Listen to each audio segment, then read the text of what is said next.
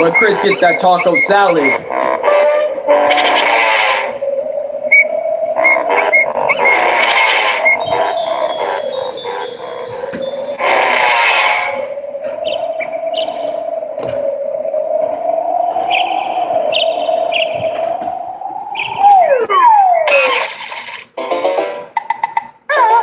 Go.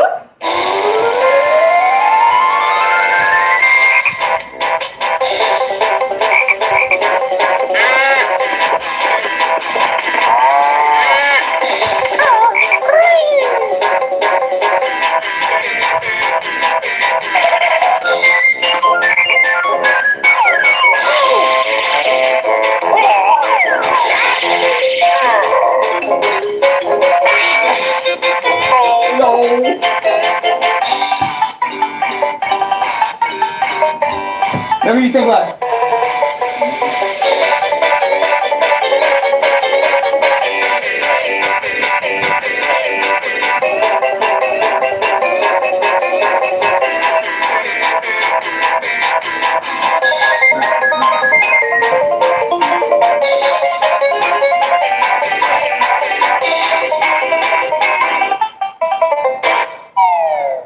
I had to do that for Chris, I'm sorry. Alright.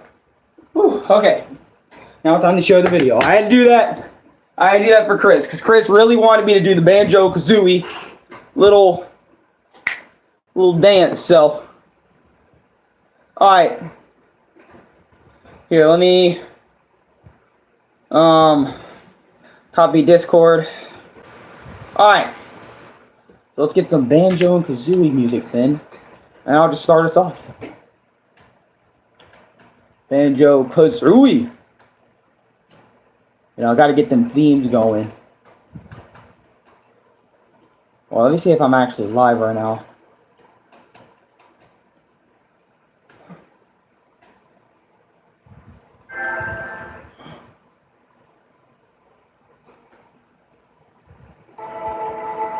I didn't mean to talk to them. I meant to. Who's online? Probably Luke, and that's it.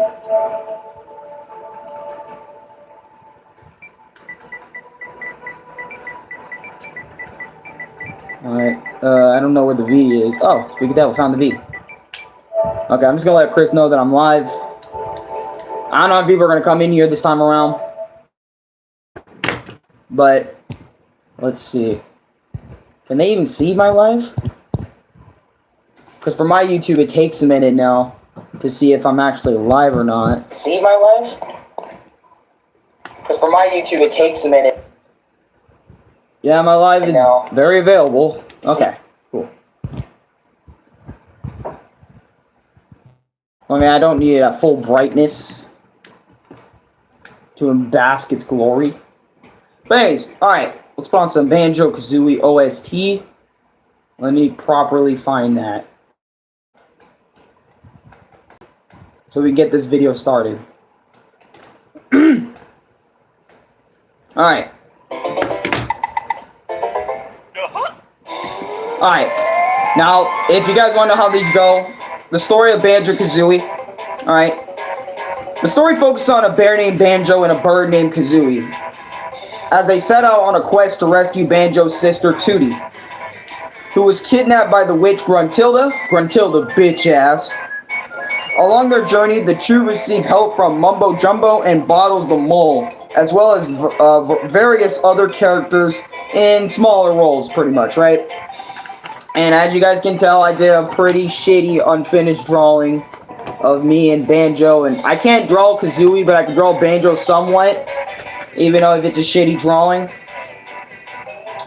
And we're just gonna get right into this. No more hassling around. We're gonna get right into this, since Banjo-Kazooie is a delicacy.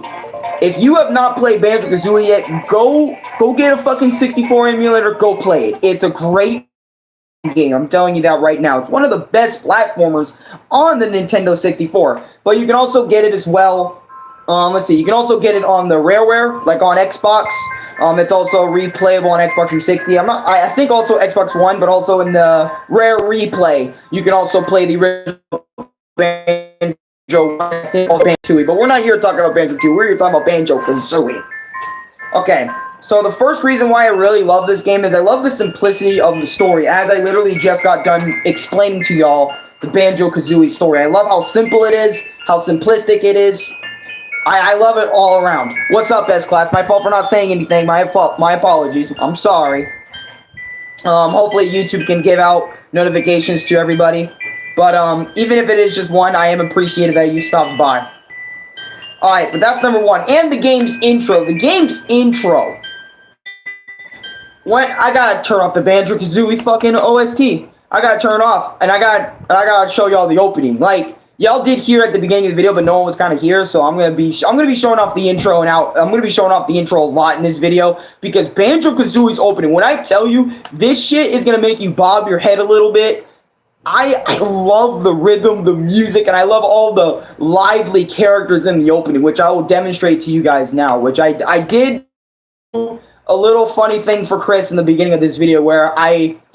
Basically, in one of my live streams back in the day, I put on the Banjo opening, and I said, when Chris goes out to get Taco Bell or whatever, and I just danced like crazy. I did a little dance, but I wanted to do it for Chris in this video, but I'm going to show you guys the opening for the video now. The beginning part was for Chris, because I thought, you know, Chris is going to laugh at that. And I did it for Chris. Okay, here is the Banjo-Kazooie intro. One of the greatest openings of all time. I shit y'all not. One of the greatest openings. You can look it up on YouTube. It has millions of views. Well, around 1 million, but you get my point. Has a million views on YouTube. Anyways.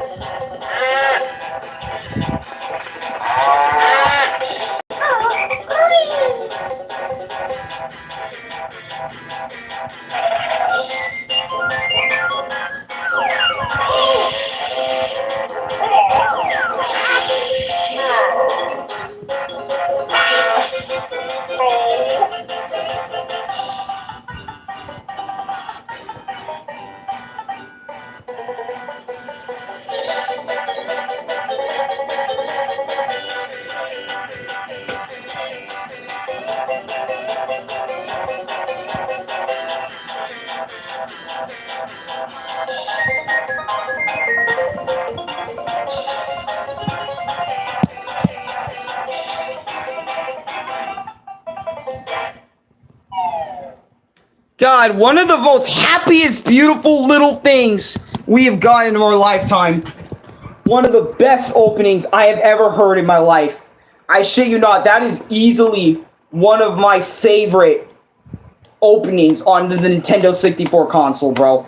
I shit you not, bro. It is one of my absolute favorites in terms of, oh my fucking god. I'm sorry, y'all. It's one of my fucking favorites of all time. And also, you may notice that Banjo-Kazooie, just like Conker's Bad Fur Day that I reviewed last week, is also a Rareware game. So, these are, Rareware, if you want to know what the company is all about, before I go a little bit more detail into the video about my experience, Rareware were game developers back in the day that made really good platforming games. And not only platforming games, but they made really good games in general.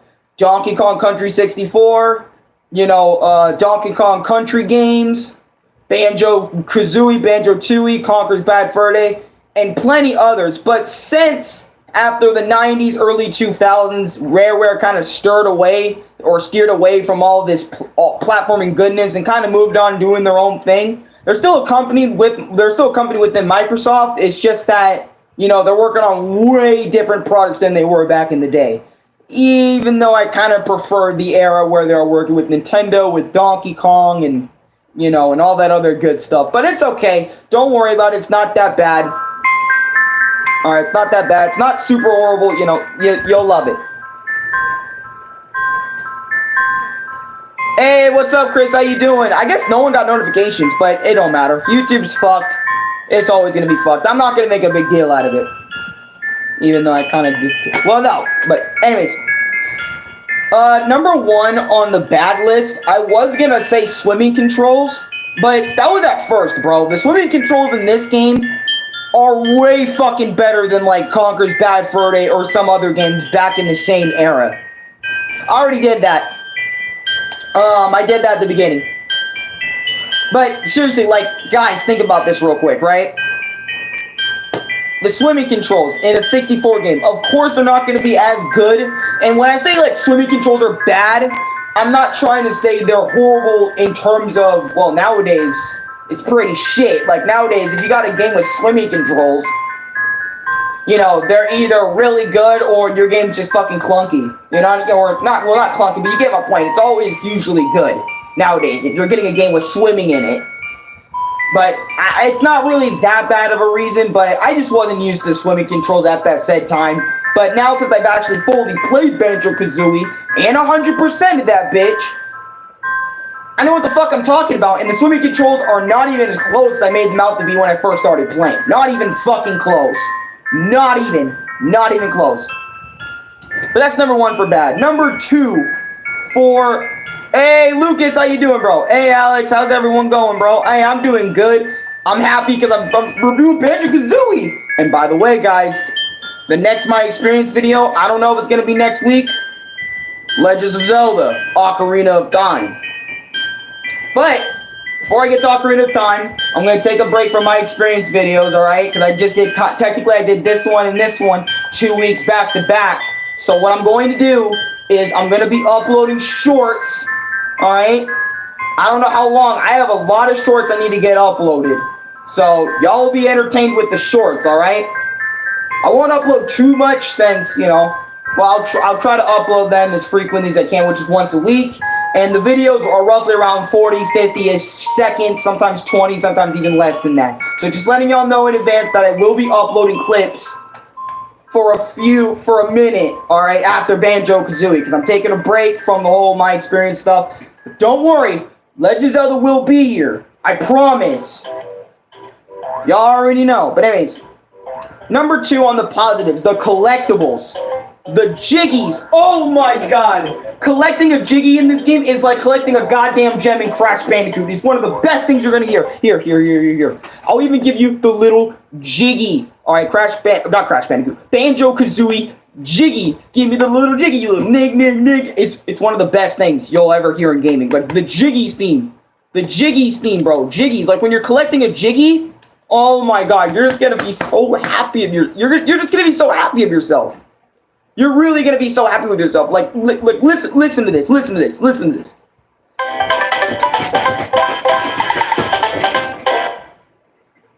Sorry. Give me the little jiggy little Nick. Oh, that was Banjo too. Wait, hold on. Give me the jiggy little Nick. Oh, dude, it's... I'm sorry. One of the best sounds in gaming. I'm sorry, bro. But collecting a jiggy is so satisfying because when you find them in the right place, or you help this person out with what they're doing, dude, when you get that jiggy, it is so rewarding getting that fucking jiggy, man. It's so rewarding getting the jiggy. It's so rewarding. It's like, yes, I finally found another puzzle piece. And by the way, jiggies are pretty much puzzle pieces. That's your main line collectible in the game, but you also have more stuff to collect. Like another thing, for example, you know, little colored Jinjos. Jinjos are also another really cool thing to collect. I love collecting Jinjos. Oh, motherfucker, bro. Jinjo! Bro. Whee! The little theme you get when you collect. Bro, I always move my head like a little Disney character when they see something magical happen. That's me every single time I hear the Jinjo sound, bro. You're fucking hell, you're loving the Jinjo sound. Just, I don't know why you're staring at the Jinjo. Just collect it. I have to use YouTube for my videos, bro. You know what I'm saying? Okay, but pretty much, right? The Jinjo. Oh my god. Jinjo! Jeez, I love Jinjos, bro.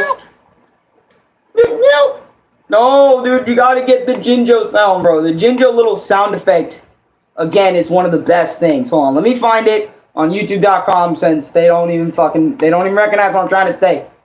You know, Jinjo. Because what Jinjos do is whenever they fly around. Okay, look, Banjo and every sound effect. That's nice. Okay, yep. Kazooie, blah, blah, blah, blah, blah. Oh, yeah, all Jinjos collected. All Jinjos is amazing. Jinjo! That's when you collect every single Jinjo. Sorry.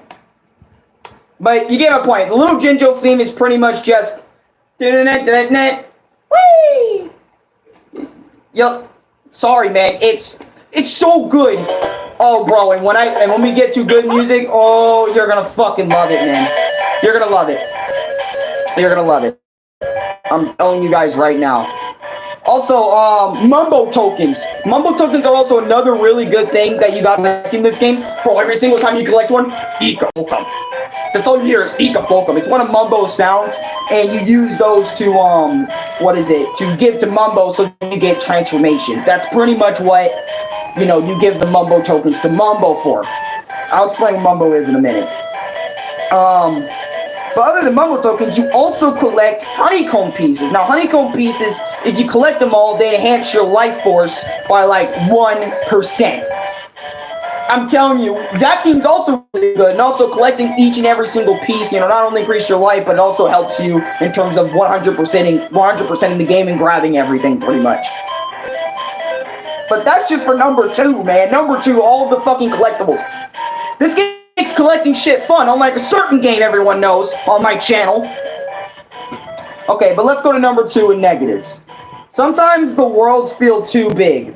Now, this is coming from someone who actually has played Banjo-Kazooie and Banjo-Tooie.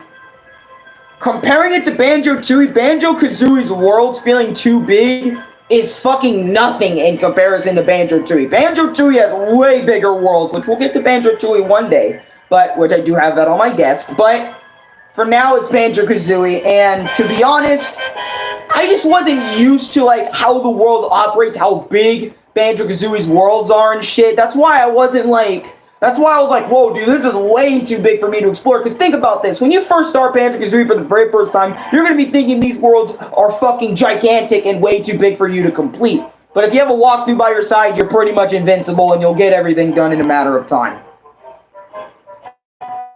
But that's number 2 in terms of negatives. For a lot of people, you know, sometimes they say the worlds that Banjo-Kazooie are big enough. They don't say it's too big, they say it's big enough for us to roam around and do everything in, to collect our collectibles, etc.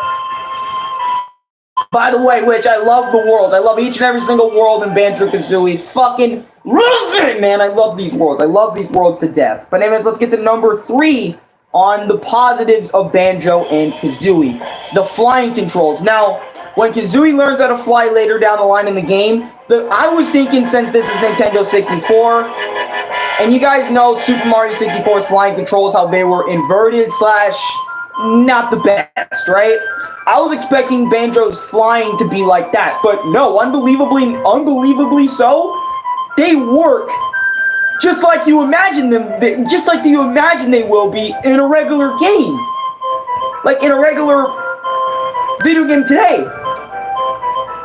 Their controls are spot on. It's fucking amazing. Like, if you think about it, like, sit here and think about flying controls in a video game that are the good ones.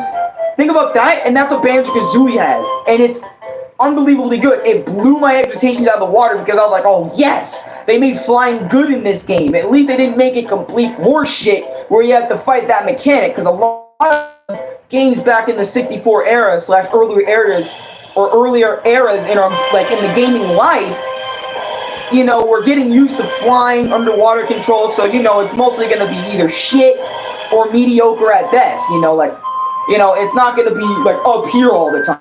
It's going to be, like, mediocre or straight up trash, you know what I'm saying? So it's like, holy shit, a game to get good flying control, good handling, good steering, you know, like, good flying, like, you know, you're going this way, the character's going to move you this way, the character's going to move you that way, the character's going to move you that way. If you're going to, you know, fly up, the character's going to fly you up. That's how it's going to be. And honestly, thank you, Banjo-Kazooie, for making the flying controls absolutely magnificent. Number 3 in negatives. This game pissed me off kind of like Crash. Honestly, this is kind of false because every game pisses me off that I've ever played that is brand new because I'm not knowing what to expect, and when I don't know what to expect, I lose control and I get angry if I don't figure the shit out in a short amount of time. So this is kind of false. Like, sure, I'll get angry at Banjo-Kazooie, but definitely not to the same extent as Crash Bandicoot. Crash Bandicoot really, really pissed me off to the point of no return. Like, it pissed me off that bad. So I don't think comparing Banjo-Kazooie to Crash Bandicoot is a fair comparison in terms of pissing me off, honestly. So this reason's kind of invalid. Same with the swimming one. So pretty much, so far, Banjo, I only have really, like, so much good things to say about this game so far. Number 4, big worlds to explore. Guys, when I tell you guys, like, number fucking 2 on negatives, the worlds, you're gonna fucking love the hub worlds, man. Not even just the hub worlds, but you're gonna love the world itself. Journeying through just not, like, Spiral Mountain stuff. Going through Spiral Mountain, going through all its levels. You know, going into hub world, then going through all the levels. And I have every single level, I think, written down in here. Hold on. Did I forget a page? So I know I have a page that explains all the worlds. Because I remember 100%ing Banjo-Kazooie. Yeah, part 3, part 4, part 5. Oh yeah, the final boss, part 6. Okay, but I guess I don't. You know, Rusty Bucket, hey, you know, all this good stuff, man, you know? Let me see if it's in my Banjo-Kazooie papers. For some reason, let me see. I know I wrote it down for Banjo. Oh. Okay, never mind. I was thinking of Banjo-Kazooie. My fucking fault. My bad. My fucking bad. I was thinking of Banjo-Kazooie like I wrote everything down. But anyways, each and every single world you explore, not only just Spiral Mountain, but every single world after Spiral Mountain is so beautiful and so vast and so good to control. And by the way, speaking of devil, you guys right now, if you guys can hear this, you guys are actually listening to Spiral Mountain. So this theme right here is Spiral Mountain. So you guys have been listening to Spiral Mountain for about 2 minutes now. So you guys have been hearing Spiral Mountain. Alright, and also I added, to make my experience a little bit more watchable in my opinion, you know, I started adding music in the back of my shit. Yeah, see? I wanted to add music to add a little extra oomph to my experience. So you're not just hearing me talk, you're also hearing me talk, as well as you got the music from the game to hear out. So, dude, there was a comment in the chat saying that my mom has been operated, and it makes me happy, and I'm happy for that. I'm happy to hear that your mother's okay, too. Actually, we're getting good news, too, bro. Like, I'll explain in a bit, but, like, low-key, you know, our lives are changing for the better now and stuff. I don't want to go super in detail, but, you know, our lives are starting to get for the better and stuff, you know. My dad's getting back out there again, and soon we might be out there again, so, meaning probably less uploads, but still. You know, our lives are changing for the better. That's what I'm going to say. I'm going to keep it brief, so it's not too long. But anyways, the worlds are so big to explore and so vast that you're going to love each and every single one of these worlds. Sure, you might think some of it's a drag if it's your first time playing a collectathon platform. You're gonna think it's kind of a drag. I even thought it was a drag at first, but at the end of the adventure, you're gonna appreciate every single world you went to in Banjo-Kazooie and appreciate them for what they are. That's pretty much what I did for Crash at the end of the day. After my journey was done, after all the hate is out of my system, out of my body, I pretty much stopped. Like, I mean, I still hate Crash Bandicoot, don't get me wrong. I still get trauma and all that other sort of shit from it. But I still love the worlds that Crash Insane Trilogy / Crash 1, 2, and 3 provided me. Unlike Crash 4, where I'm sitting there dreading my life every single second I'm on that bitch. But you get my point. In this game, you're going to love every single world, even if it drags on for a little bit. You're gonna love each and every single world respectfully, and I think that is a big thing this game does right. The pause screen. Here's the pause screen, y'all.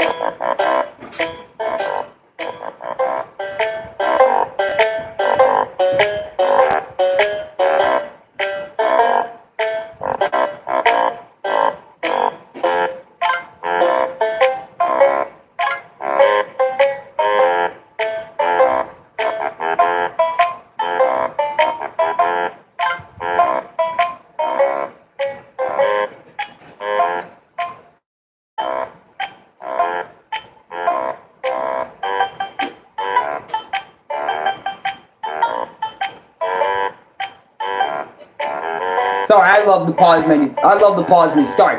Okay, but number 4 in positives, not letting me collect everything in Spiral Mountain, honeycombs. 5 out of 6. This was a problem for me because I pretty much collected 5 out of 6, like, in Spiral Mountain when I was playing the game. I didn't know if I really wanted to 100% it at the beginning, like the beginning of the playthrough or not back then, so what I was doing was I was just roaming around, testing the game out, testing out feels, seeing if I was going to enjoy the game. And I tried going back for the last honeycomb, and the game would not let me collect it after that point. So that's why I put it as a negative, because the fact that you have to get it once the tutorial is over. Like, you have to get all 6 honeycomb pieces, so you'll be all right.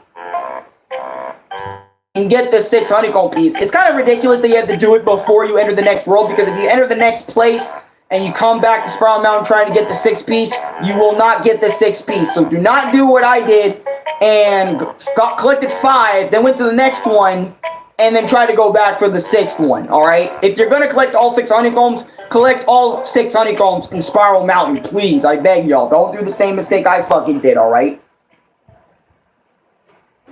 Alright, but number 5. The fucking... Speaking of devil. Fucking collecting honeycomb. That's the theme for that. The little... Ding-a-ding-ding. This is Spiral Mountain underwater when you're doing Spiral Mountain underwater. For example, like you're swimming underwater, the music changes to underwater.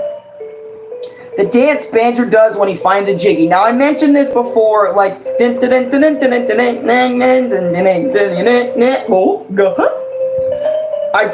What I'm pretty much saying here is, I love the dance Banjo does when he collects a Jiggy. Sadly, that does not work in Banjo-Tooie, which really pisses me off, because I love seeing Banjo get as happy as the player when they're collecting a Jiggy.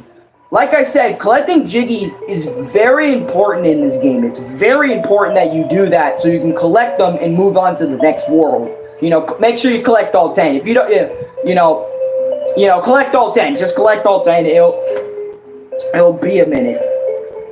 You know, but still, I love the dance he does, man. Because when you collect the Jiggy, you're in your chair. Yes, yes, yes. Like, you fucking did it. You collected that Jiggy. It's not just Banjo and Kazooie. You as well collected that Jiggy piece. That's why number 5 means so much to me, is I love when characters dance when they collect things, because if you guys remember, every single time I collected a Platinum Relic in Crash Bandicoot or a gem, Crash will do a dance. Banjo also does a dance in his first game, which I fucking love. You guys know Crash is the Crash dance in Crash Bandicoot, but in Banjo-Kazooie, he does a little and it rhymes with the music. His dancing goes with the music, so every single time you collect the Jiggy, you're gonna feel some type of way. You're gonna feel that buzz in your heart. You're gonna feel good that you collected that Jiggy. Especially a Jiggy that you struggled on getting, you know, that, especially in those moments, man. Jesus Christ. Kind of odd that they didn't keep the dance in Banjo's second game then. Yeah, it is weird. That's what I'm saying. They did a lot in Banjo-Tooie, but we'll get to Banjo-Tooie when we get the time. But for right now, Banjo-Kazooie. Sorry, I'm always mentioning Banjo-Tooie because Banjo-Tooie, it's still a good game, but they have a lot of issues in Banjo-Tooie. That's when you collect an extra honeycomb. That's when you complete the extra honeycomb. That's when you collect an extra life. Now this is Bridge to Gruntilda's lair. Number 5. takes a bit to get adjusted to the game. Now, this is for every single game you play. I don't think this is necessarily a negative, which is number 5 on negatives for me. I don't think that's necessarily a negative because that's every single brand new game that you play. Honestly, in my life, I've always heard about Banjo-Kazooie, but I never actually sat down and played it for myself until I decided to do my experiences for you guys, and I decided to take some time out of many days to complete Banjo and Kazooie. And it took me a bit of time to adjust because I was so used to Crash Bandicoot at that time. I was so used to playing Mario. You know, I had to get adjusted to everything in Banjo-Kazooie's universe. I had to get used to what Jiggies are, Jinjos, music notes, which music notes are another thing you collect. If you collect 100 of those, you collect every single one in the world. That also helps you unlock doors to other levels.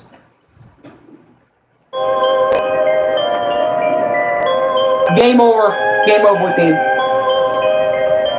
Because when you get a game over, Gruntilda will turn 2D into a giant ogre, turn really ugly, and then Gruntilda gets beautiful. But this theme is pretty much called Beauty Steal Machine.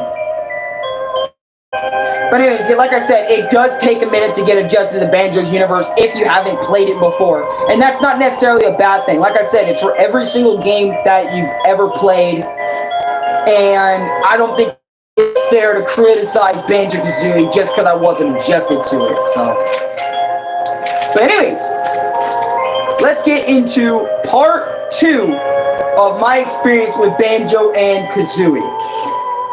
Number 6 for the good things about this game.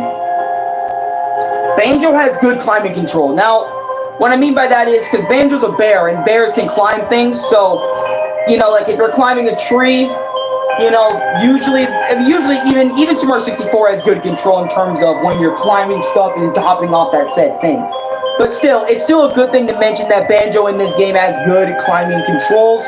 In my personal opinion, well, not just my personal opinion, he actually really does have good climbing control. And as you guys remember, I got my hair cut. So that's really cool. And like I said, Banjo has really good climbing control, and I think that's very cool. I'm actually kind of glad whoever does have climbing, you know, it's really good to make sure you implement climbing controls really good. Otherwise, you're going to have a player like myself be like, why the fuck is this control like that? But anyways, number 6 in terms of negatives. Yes, I did write everything down. Okay, yeah! Sorry. But, you can get lost in the hub worlds trying to figure out where the next place is. And this might just be me, but remember, I get lost very easily, and if I don't, like I said, if I don't figure something out, I'm gonna get fucking pissed about it. Which is why I decided, I think at this point, or maybe even a little bit earlier, I decided to dedicate a playthrough, like watch playthroughs as I'm playing the game, so that way I can get less pissed and more focused on beating the game at a normal rate, instead of being confused for 2 hours straight on how to get to this fucking door. This is Gruntilda's lair theme, or yeah, Gruntilda's lair theme from Banjo-Kazooie. So, this is a big thing for me. Like I said, if I get lost in any video game, it doesn't matter. It can even be fucking Mario for all I care. If I get lost, I'm gonna get fucking pissed about it. Everyone knows that. I'm gonna get fucking angry at that if I get lost. It's another thing. Like I've mentioned it before, I'm gonna mention it here. When I get lost, I'm gonna get pissed if I get lost. But anyways, let's go to number 7. 9 worlds to explore to the fullest. Example, Mumbo's Mountain. Mumbo's Mountain, that's a good one. Mumbo's Mountain. Mumbo's Mountain's really fun to go. Treasure Trove Cove. Clanker's Cavern. Bubble Glop Swamp. Freezy Peak. Gobby's Valley. Mad Monster Mansion. Rusty Bucket Bay. Click Clock Wood. Grunty's Furnace Fun, which is also another place you can explore. It's pretty much like the last world before you straight up go into the stuff. But anyways, number 8's really good. But what I'm also going to do is I'm also going to show you guys the song as well. I'm going to show you guys each and every single Banjo OST that in terms of each world song, and I want you guys to get a basic gist of what themes you're hearing when you're getting into this. So let's start with Mumbo's Mountain.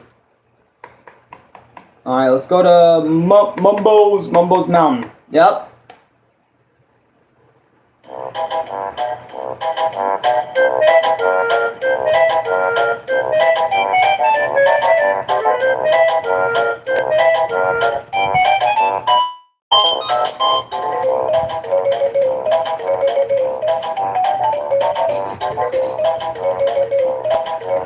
Catchy.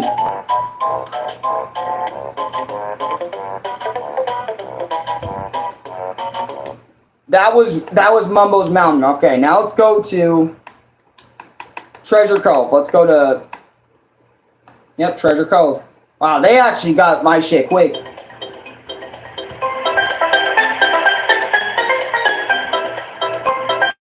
This is a beach world, by the way. It honestly, when I first heard Treasure Trove Cove's music, I honestly thought it sounded like a very beachy world from Mario. That's literally what I got this from, so it's actually pretty catchy.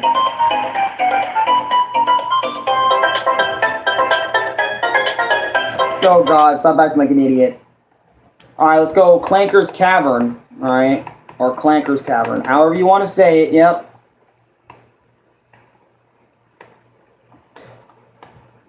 Or, yeah, Clanker's Cavern, not Click-Clock Whoop, we're not there yet.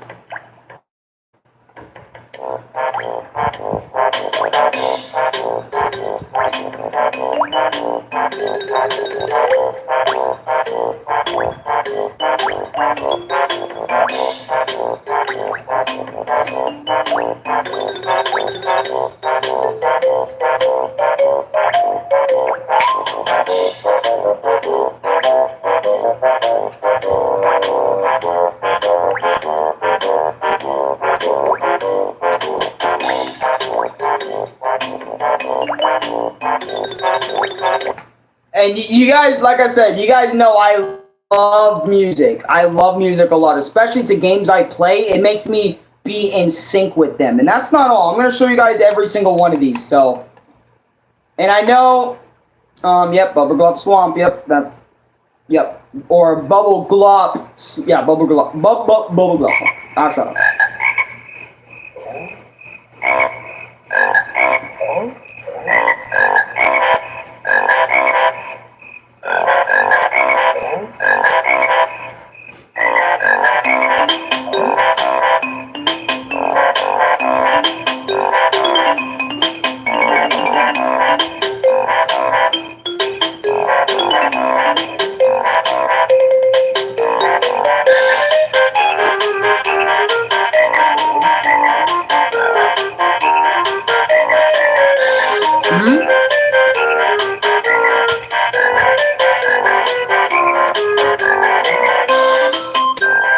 Sorry for turning it up too loud, okay.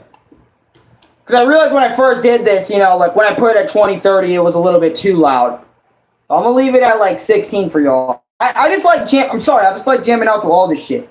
But anyways, let's go to Freezy. This next one is called Freezy, you know, Freezy Peak. Yeah, Freezy Peak. Free, like it's spelled like free and then Freezy Peak. That's how it's spelled.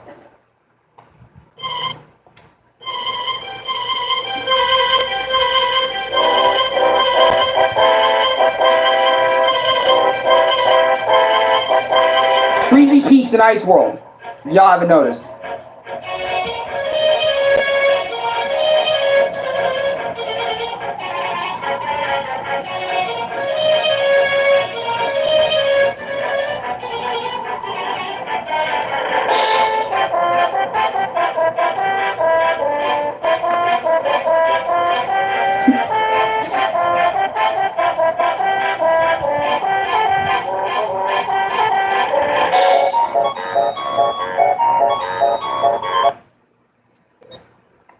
Here is the next one, Gobby's Valley. Now, I used to mistake this and call it God's Valley. Like, low-key, I used to mistake Gobby for God. because it kind of sounds a little bit similar, but not too much. But this one is an absolute head bobber. It makes me go, dude, it makes me bob my head every single time I listen to this joint. Just like the like all the, anyways, that's later for the video. We'll mention it here in a minute. Now, here we go. Watch it. Listen, like, just hear it. Just.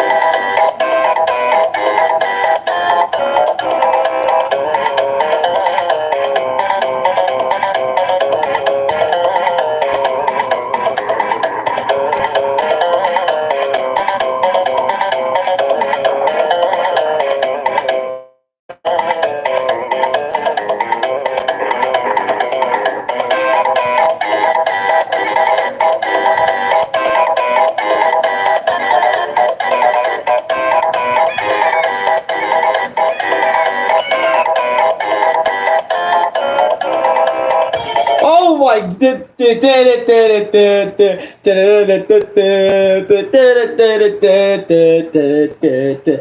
that, dude, when I found out this song, dude, I was blown out of my mind. I was like, dude, why the fuck did I not just stop in the middle of Gobby's Valley? I mean, I had to get it done. That's why I pretty much wasn't paying attention to the music too much. But when I came back to this track for the review, for my experience, holy fuck. This theme just slaps everywhere, bro. I was like, what the fuck? Why is the desert music this hype all the time? I would love going to a damn desert if I'm hearing Gobby's Valley everywhere I go. Fuck. Ooh, this is another one of my personal favorites. Mad Monster Mansion. Love Mad Monster Mansion. Mad Monster Mansion was another really good one that everyone needs to hear at least once. Mad Monster Mansion. Mad Monster Mansion. I was literally getting Luigi's Mansion vibes off this stage, bruh. And we're still not even on number 7 in terms of negatives, bro.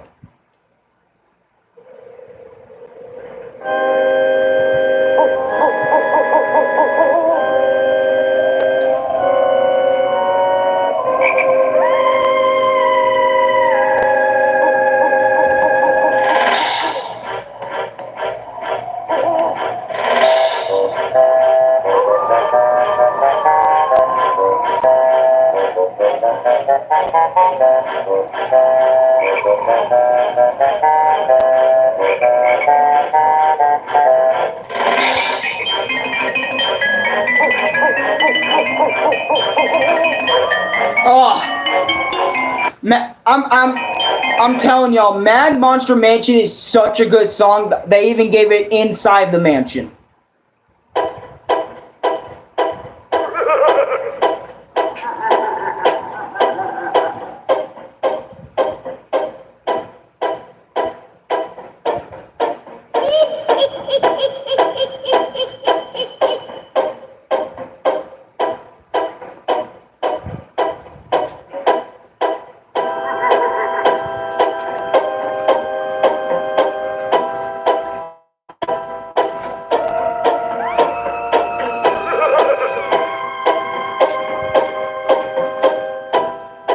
I'm sorry, I really feel like Michael Jackson bro, I'm not gonna cap. When I'm like off camera and just listening to all these tracks, I always go ham, bro, because these tracks mean that much to me, dude. Like, each and every single song I listen to, bro, like every single my experience I've done up to this point, I always listen to music from it because that's how I remember each and every single game the most. It's music pieces. Even if it's just one song from the game, that's how I remember the game, bro, is the music, dude.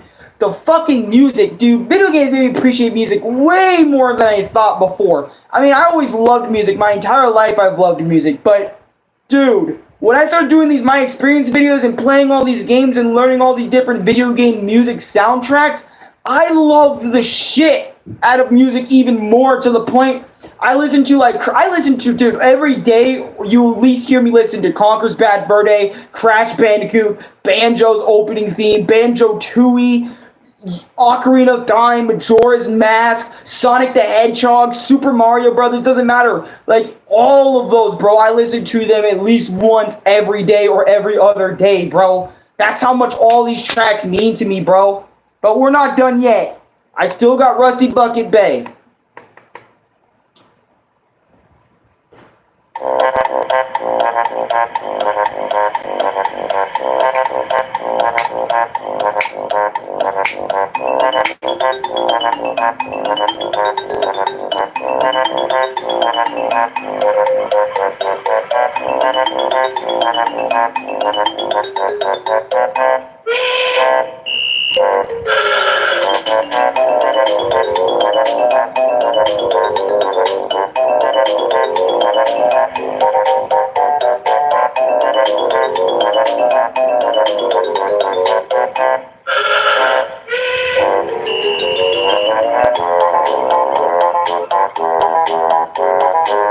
Yeah, either way.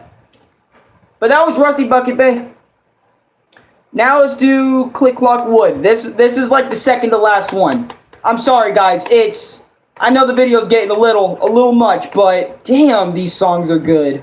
Holy fuck. And by the way, Click Clock Wood has multiple songs. It represents all the times of year, like spring, you have summer, you have autumn, you have winter, and then you have the lobby theme from. So there's like 4 to 5 different tracks. You have 4 to 5 different tracks, bro, just Click Clock Wood. So I'm going to give you guys all of them, a little bit of each. So this is the lobby theme for Click Clock Wood.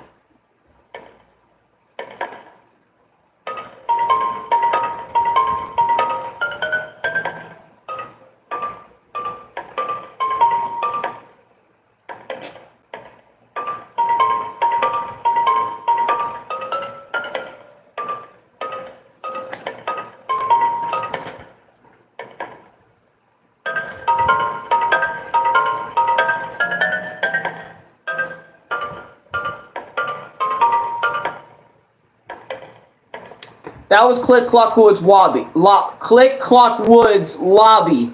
Now let's go to Gruntilla's lair, Click Clock Wood. Oh yeah, that's right. So there's 5 themes for it.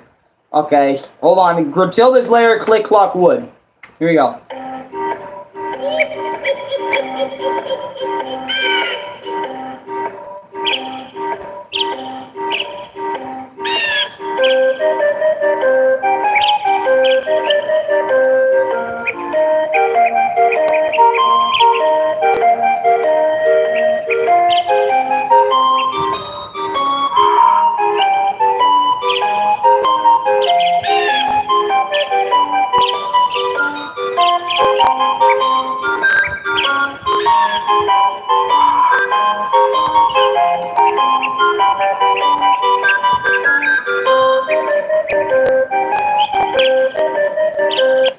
Good theme. It's not alright, but let's go to Click Clock Wood winter theme.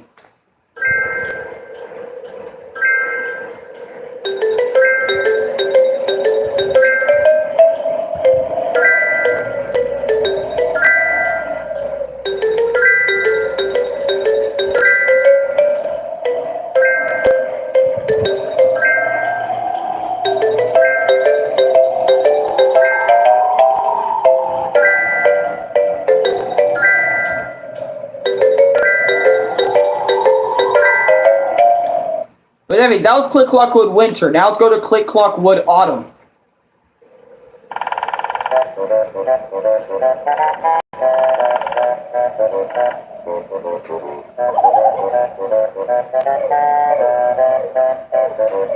Alright.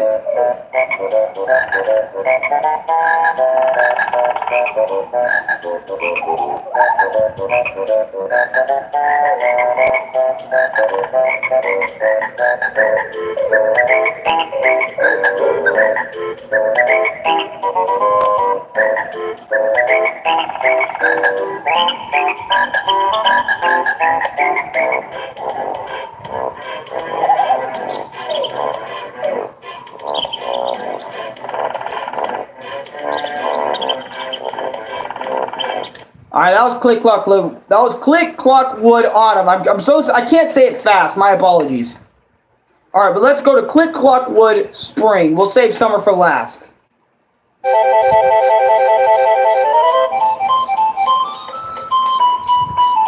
It's pretty much different variations of the same theme, but like in different ways. Banjo-Kazooie 1 did that a lot. Especially with the main theme.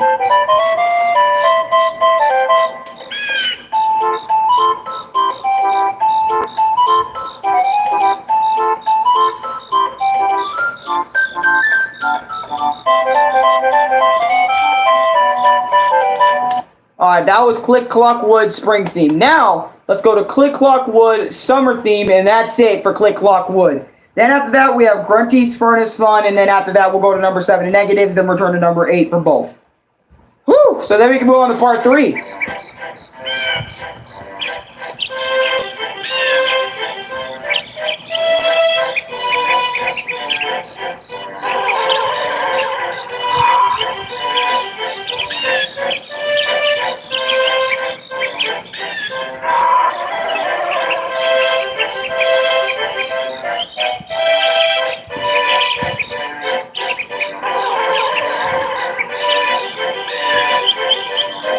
Alright, but that was Click Clock Wood Summer. Now, for the last OST I'm going to show you guys for each of the worlds, respectively. Grunty's Furnace Fun. This wasn't fun. Oh, God.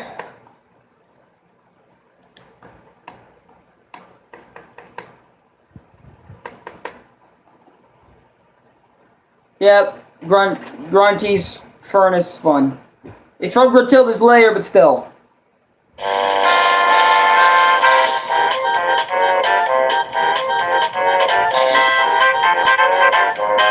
Theme was nice, but the game was not. Actually, it's kind of easy for me, but...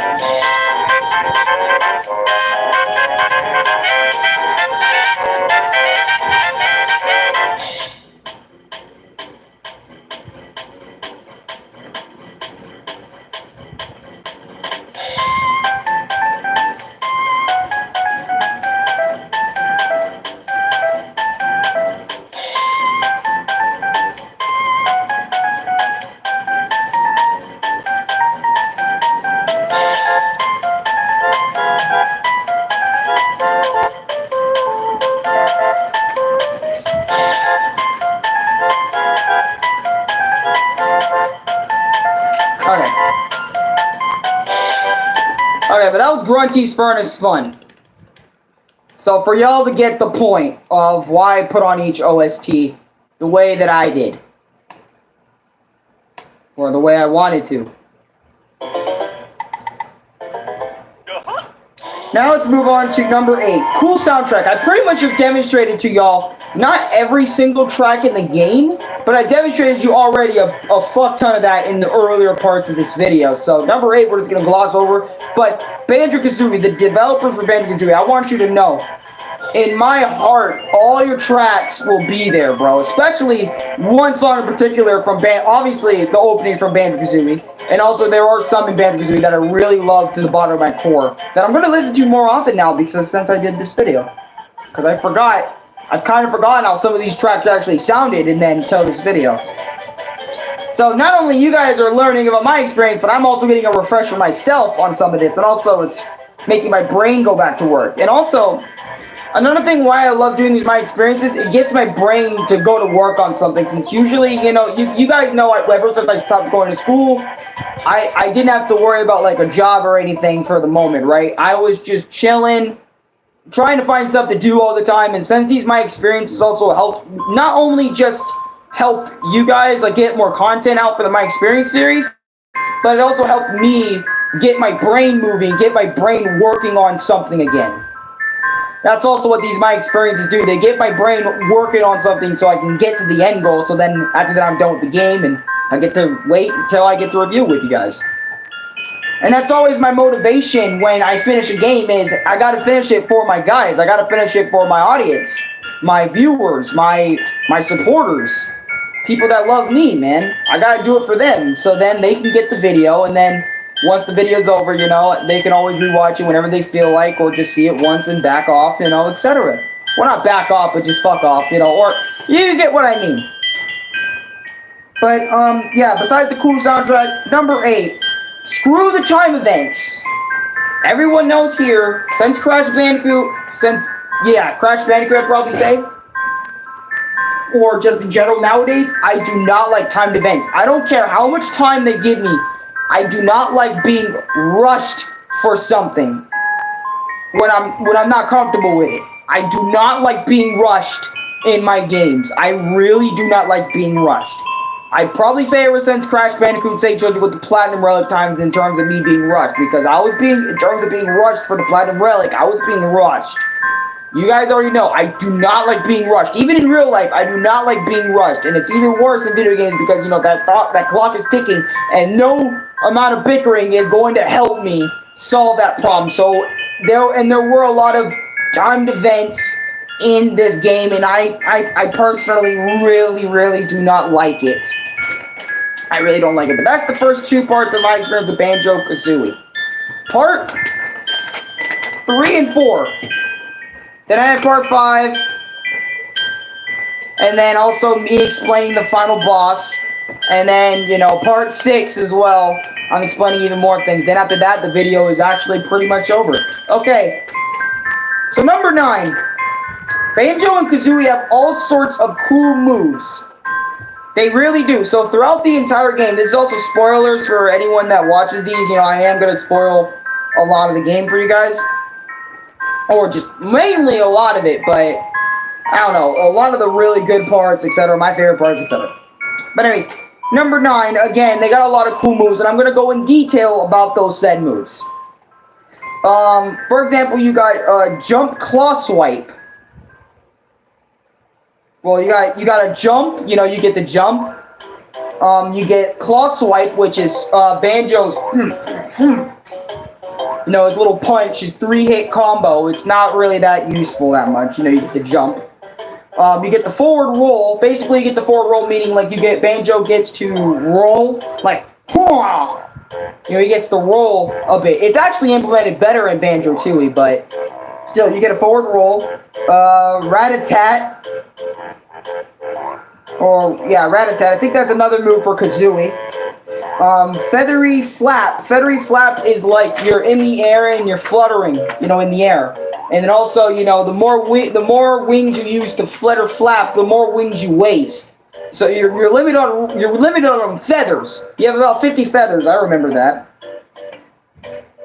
Flap Flap.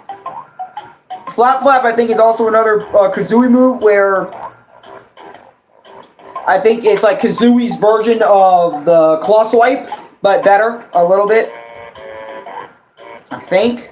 Trying to remember. Beak Barrage. Yeah, Beak Barrage. Yeah, that's a move. Like I guess you. I don't remember a lot of these moves. It's been a minute since I looked up the moves for Banjo-Kazooie specifically. But you get that move. Tree climbing. I mentioned that before. Banjo gets the tree climb stuff.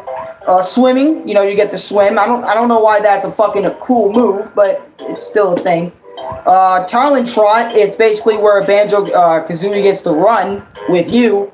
Like, you're running, it's like, instead of Banjo running around, since Banjo has a pretty slow running speed, Kazooie can just lift up Banjo and run even faster and even get to places that Banjo cannot. Beak Buster. Beak Buster is like a beak attack for Kazooie. Egg Shock is like, you know, all sorts of shit. Egg Shock is like an egg move that for Kazooie. And then Spring Jump. Spring Jump's like Kazooie. Whee! You know, another ability Banjo and stuff have. Banjo and Kazooie have. Number 9 in terms of bad. Gobby's Valley made me feel like it's too much for me. that I had to follow a walkthrough. Now, if you guys also know, I really do not like walkthroughs. In any capacity, most of the time, I do not like using walkthroughs because it makes me completely lost, and I don't like being lost. Again, for the third time I'm mentioning this, you guys know I'm gonna get pissed if I'm lost, but that's okay. I did figure it out, don't worry, I got it, I have it all under control, I've already beaten the game, but... And I'd say number 9, after I found out the guide, it wasn't like too hard. There were some parts in Gobby's Valley that was a little hard for me to do since it was my first time playing. And you know, first time players are obviously not as good as players that come back to this game every other week or whatever. A seasoned player. A little seasoning on there. Number 10 in terms of positives, Banjo. Banjo has, transformations. He can transform into a Terminite, can stick to surfaces that Kazooie cannot. Crocodile, he can turn into a crocodile. Can attack by biting wade through the piranha-infested waters. He can also wade. Yeah, fucking Mad Monster Mansion was pretty bad. It was not pretty bad, actually it was pretty hard. But I got around that, and it was one of the funnest I've had. A Walrus can swim in frozen water, can walk through frozen waters and all that other sort of stuff. Pumpkin can squeeze through tight spaces. Bee can fly anywhere and land on plants Banjo cannot step on. Hell, Banjo can turn into a washing machine if the transformation goes wrong, and it's kind of funny. But that was part 4's side. That was number 10 in terms of positives. Yeah. But number 10 in terms of negatives. In the later part of the game, I had to use a walkthrough. Really? That's number 10? You guys pretty much heard me say this way too much, but yes, I had to use a walkthrough for this game throughout the entire game.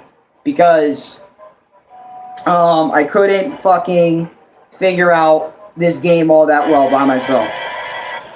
Number 11 in terms of negatives, I'm just going to go off of this because, these ones are actually pretty good. 0 to no boss fights. Now, honestly, number 11 in terms of negatives isn't really a bad thing, and in all honesty, it just makes this game even more unique. But I would have loved to seen at least somewhat boss fights, which they mentioned, which they actually do have in Banjo-Tooie, but as I was saying, is no boss fights.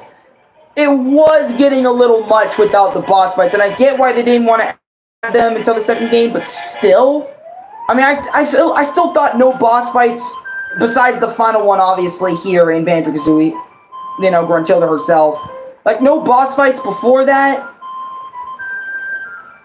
or not anyone major, really. It felt good and bad, because it was kind of like the boss fights, even if there were some, they weren't even more worth mentioning, and they weren't even that good. To be honest, they're pretty forgetful, to be honest. Like, once I did them, but like I said, I mean, I guess you could say there were boss fights, so number 11 doesn't really technically count, but boss fights weren't really that good, other than Gruntilda. Gruntilda was fantastic, but all the other ones just felt lackluster and mediocre, in my opinion. And Banjo-Kazooie. Banjo-Kazooie stepped that up. And also I got more good things for Banjo-Kazooie, for more moves. You get the Turbo Talon Trot, you get the Flight Pad, which helps you fly. The Wonder Wing. Oh, the Wonder Wing, baby! Finally talking about the Wonder Wing. The Wonder Wing is fucking a godsend. I love the Wonder Wing. The Wonder Wing is absolutely amazing, guys. The Wonder Wing. You guys might be wondering, what the hell is the Wonder Wing? Well, I'm glad you asked. The Wonder Wing is where Kazooie has golden feathers and is absolutely invincible for about 5, 6, 10 seconds. And this thing pops up.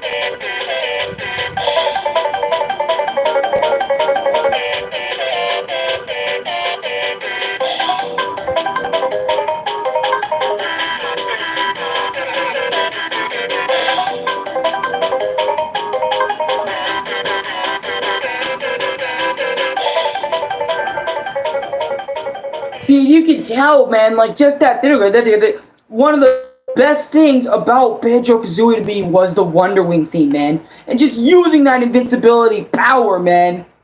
That banjo in the banjo in the background of the music. Yeah, the banjo is what makes it so fucking cool. Oh, the wadding boots. The wadding boots were also another really good power.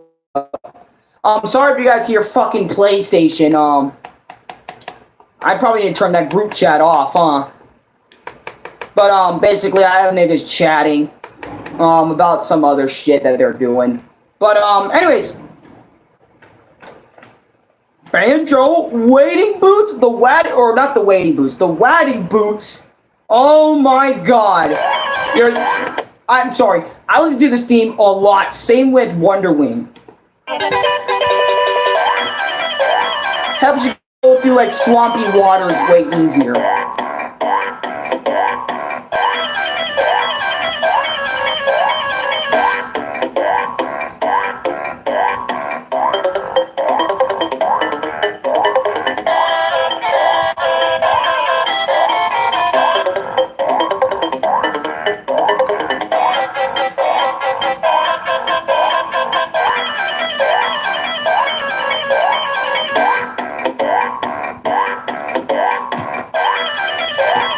I'm sorry, y'all. It's just...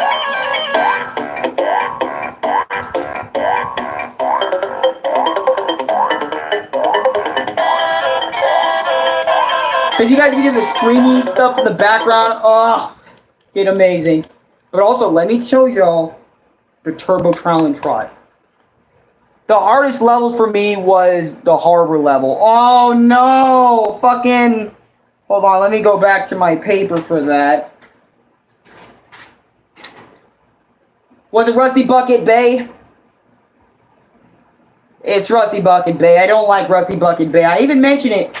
Number 7's negatives. I did not like exploring Rusty Bucket Bay that much because it's another water level and it's not fun. It drags. It fucking drags, man. It drags. It fucking drags, man. It drags and it's just not fun. Not fun.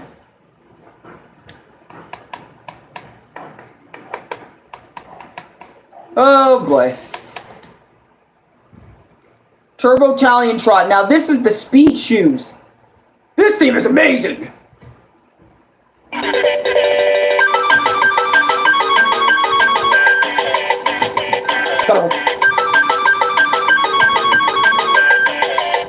I love using the Turbo Italian Trot. I know I mentioned it calmly earlier, but then I realized there was another fucking power, but I was like, wait a minute, I used to listen to this just as much as the other ones.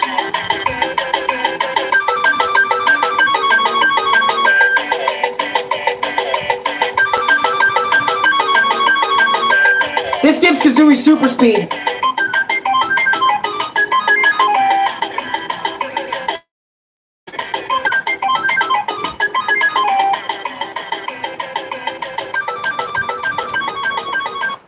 But anyways, number 12 on negatives. Slash, you could technically say number 11, because number 11 really didn't fucking count. It kind of did, but it kind of didn't as well. Gruntilda's Furnace Fun is not fun. Let me tell you why Gruntilda's Furnace Fun is not fun. Alright. So, when you're right before the final boss, you encounter Gruntilda's Furnace Fun. Now, everyone mentions this in their Banjo-Kazooie gameplay. Alright? Every single person mentions how bad this is for them. Especially since they played it on original hardware. I played with save state / on emulator, so it wasn't too bad if I fucked up, but the consequences are insanity. Anyways, here is Furnace Fun.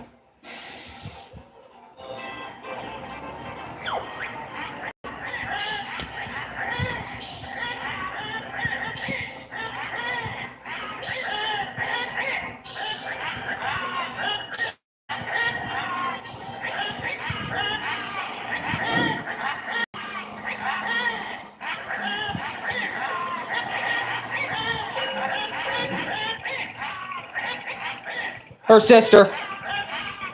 That's Tootie, by the way. You guys saw her in the opening.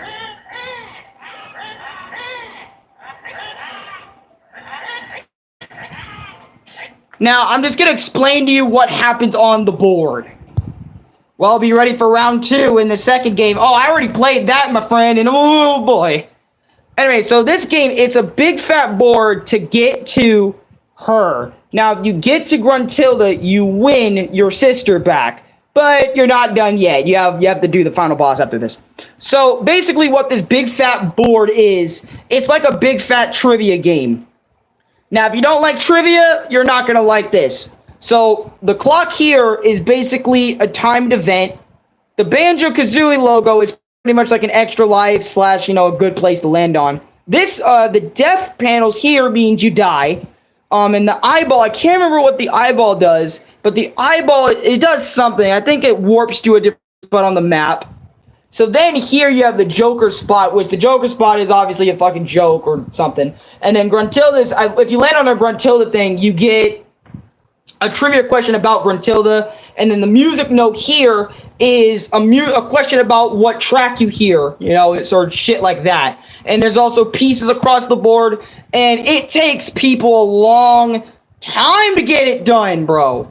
The skull titles are death if you get the wrong one. Yeah, exactly. If you get one wrong, you're insta dead and you have to restart the whole board. But I honestly found the quickest solution to this. And let me tell you, if you're using save states on this, Gruntilda's Furnace Fun is absolutely easy. It is way too easy. Like, all the challenge pretty much gets removed if you're using save states, pretty much. Because you can answer one wrong and then go back to that load and then get it right. If you want to do that. Which, I mean, I did that a few times, but, like, not every single time. But seriously, my God. You know what? Even during save states when I was going through this, I was still getting fucked. Like, even during save states, it was still pretty bad for me because it was annoying and I don't like trivia that much. I really do not like trivia that much. So, like, having to understand and learn was already hard enough as it was. That's why I say Gruntilda's Furnace Fun is not fun. That's why in a lot of people's reviews, how they mention, the trauma, the horror of Gruntilda's Furnace Fun. One of the final challenges before the final boss. Okay, now let's get to part 5 of Banjo-Kazooie, my experience. Now, most of this page is explaining the final boss.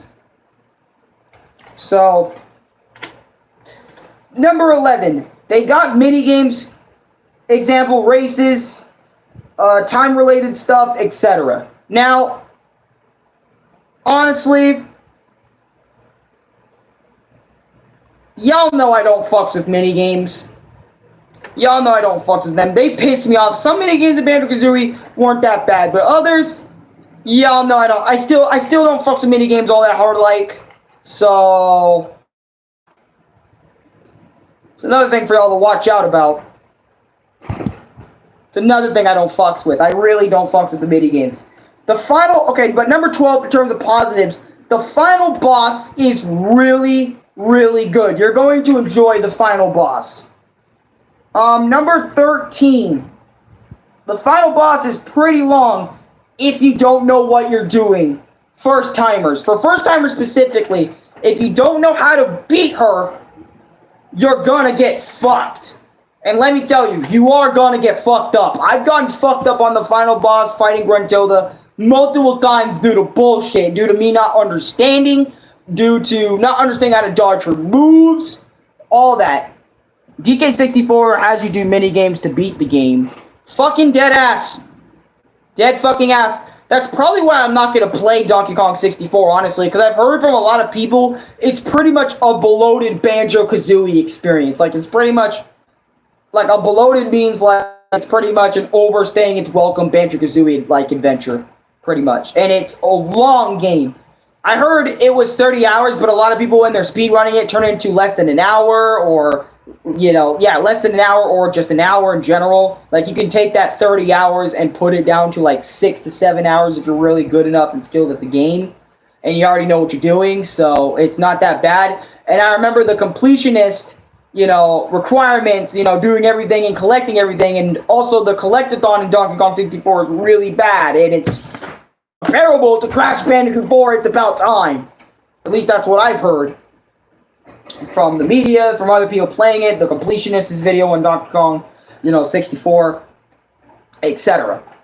But let me talk about the waves. There's 5 waves to Gruntilda. I'm going to explain each and every single wave, and then I'm going to show you guys the entirety of the final boss in Banjo-Kazooie.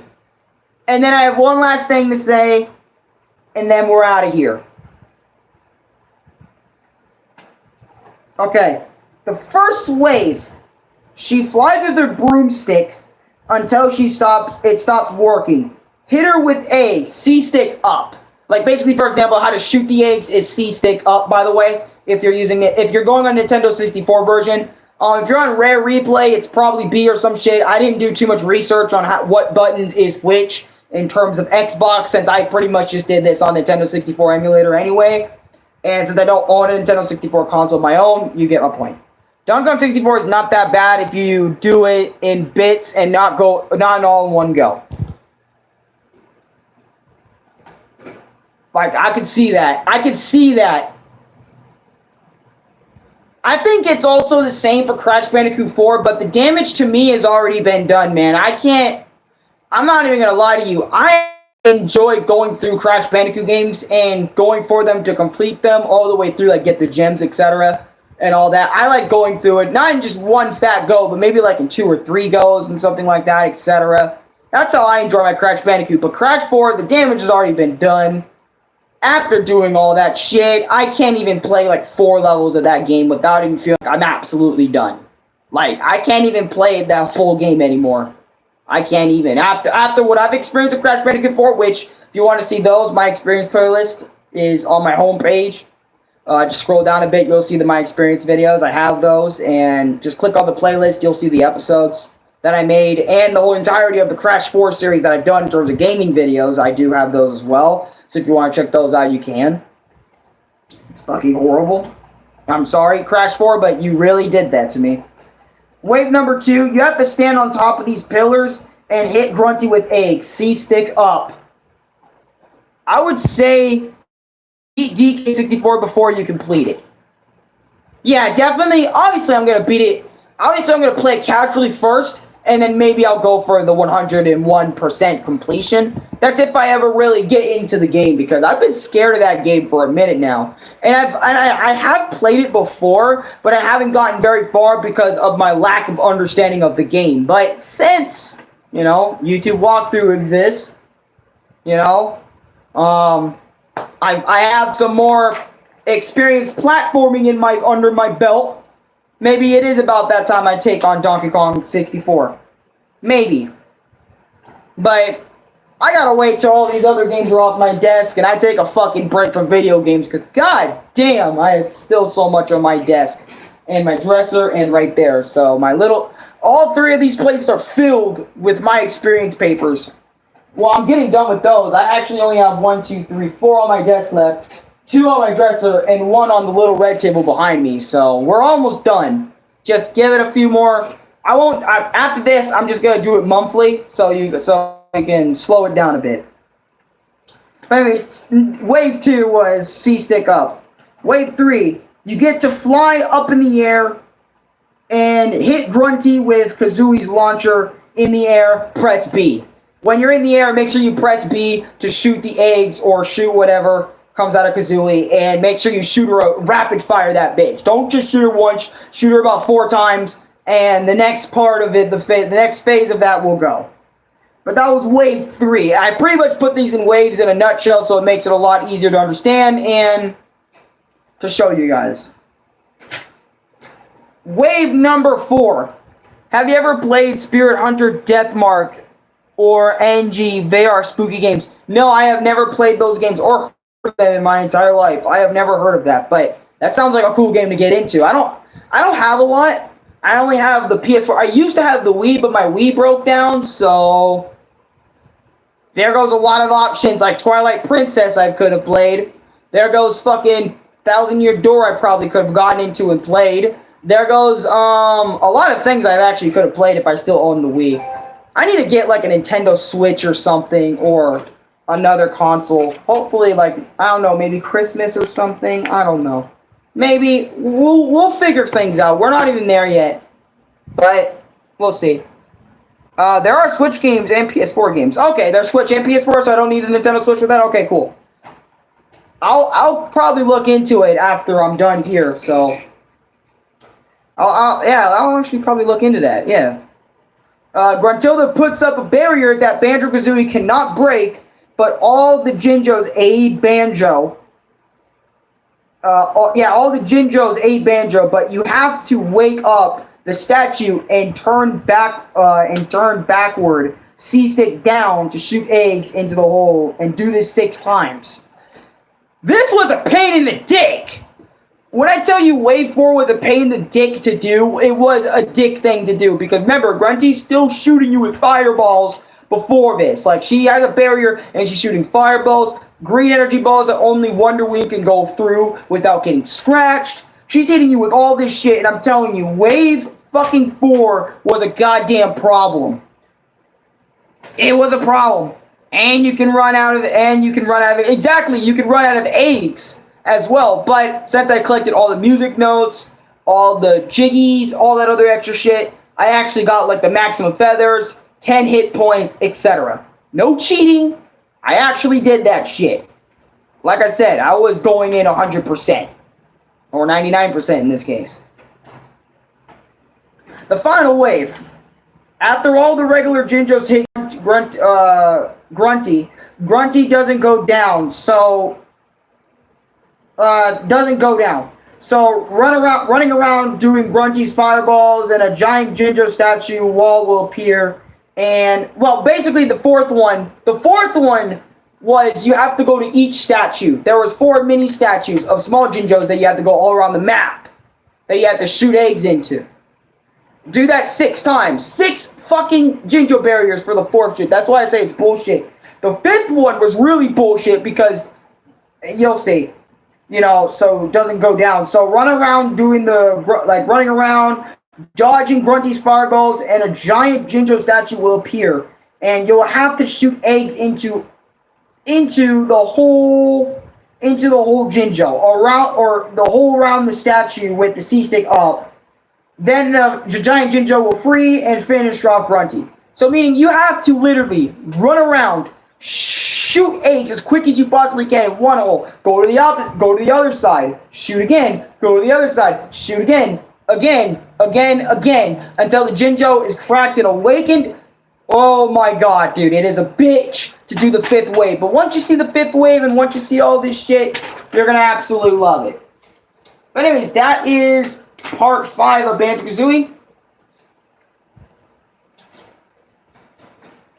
Anyways, let's show off the final boss before I make my last point. My very last point. You know, and I'm also going to add a point. Number 14.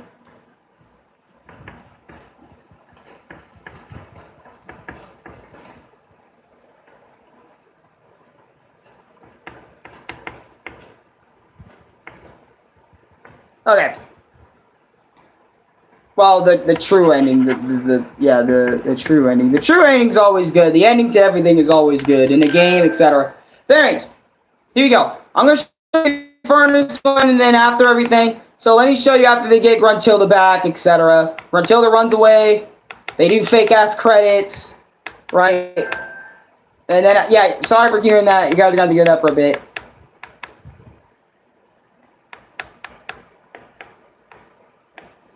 Up. See, you get a victory theme. I'm gonna get an ad in like 3, so they're gonna make this shit quick. Yeah, fuck off, Mickey Mouse shit. I don't care. Yeah, I don't care either. PlayStation messages. But anyways, here you go. logo was cool. Like some of the other characters were cool too. Loved them.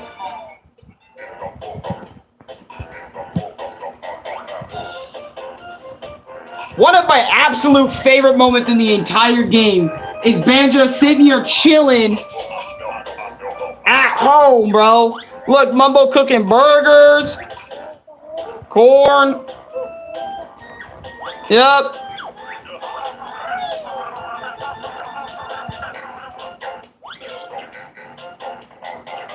I love how fucking savage they are. Then Tootie comes on and says,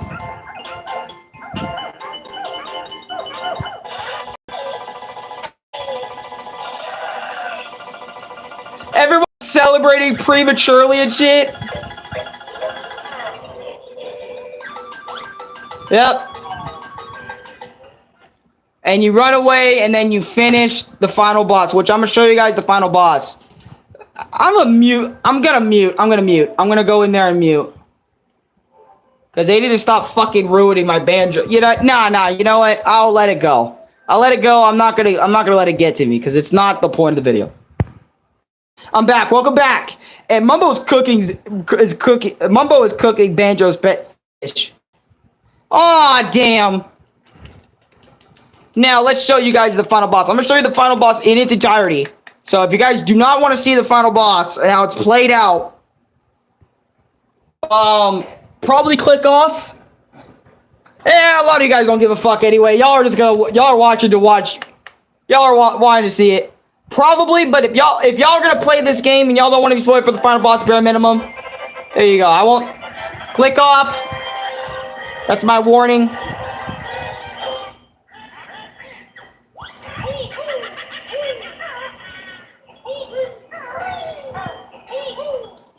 See, if you have enough music notes, you're gonna get a lot infinite or a big amount of feathers.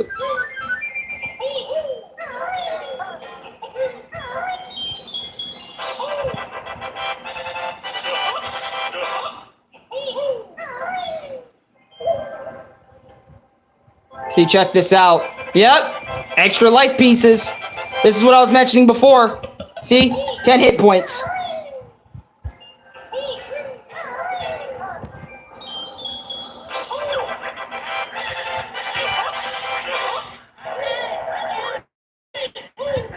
See, you get 100 eggs. See, they let you prepare even Wonder Wings. They even give you all that. Go-huh.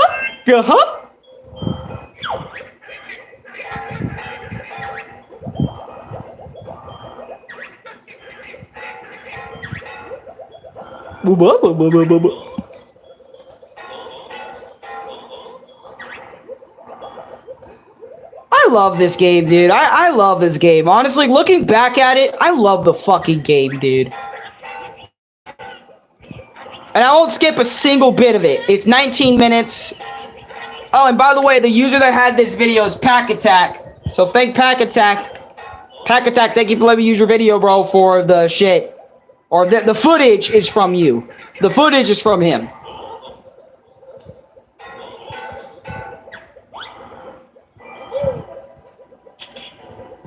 That's what YouTubers do these days. They mention who fucking... I know I mentioned like every phase this fight has just now. But I have to show you guys. I did it with Clanker, and I'm doing it here. I'm going to do it in Legend of Zelda as well. All of my experience are getting the best treatment. See, you remember this phase I mentioned? I'll shut up.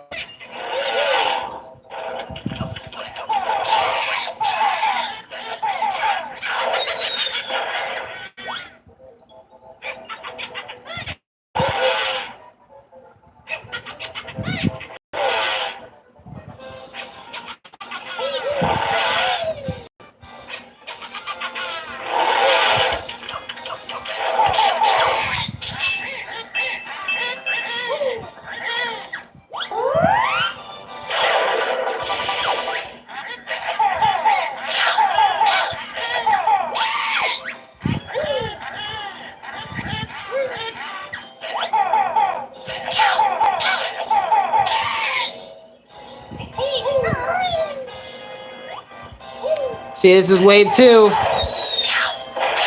On fireballs.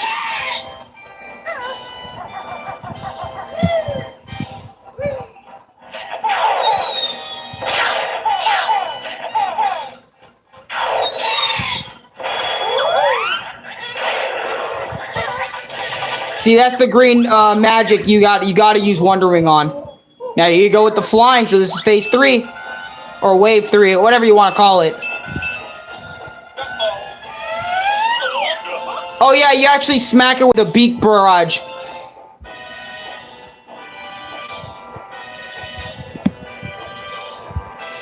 Here's a question, Alex. What's up, bro? Oh my god, why is the quality of this dropping all the time? I know y'all can barely see it, which, my apologies, I can't control that. Really, a fucking ad? Pack attack, bro. Should've gone with no ads.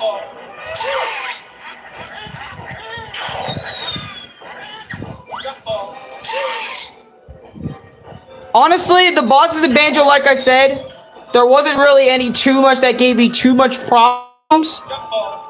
Besides just not understanding, but if I went back now and dealt with every single one of them, which there aren't really that many, and even if they look like a boss, they aren't really, it's just a bigger enemy than usual. This is really the only boss, and even then, she was difficult for me. Gruntilda? Which makes sense why she's the only boss, because, you know, she's the main villain, etc.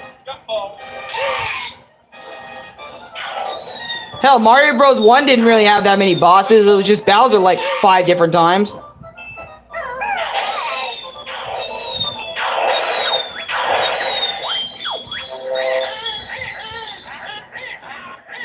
Up. See, look, you have to go through this. See? She has an invincible barrier that you can't hit. Yep, look, the Jinjo statues, bro. See, you have to shoot all of them. All 6 of them. Yeah, 1, 2, or, oh no, only 4 of them, fuck it. But you get my point, you have to shoot the shit 6 times each. Or 4, whatever. Felt like fucking 6.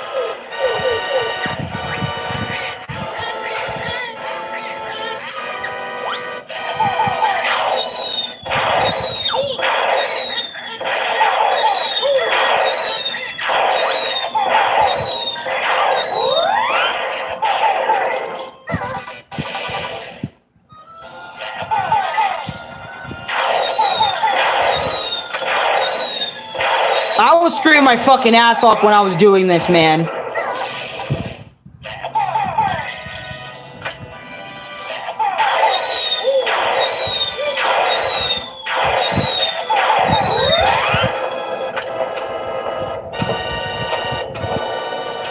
She has so much area of effect moves, for real. She really did.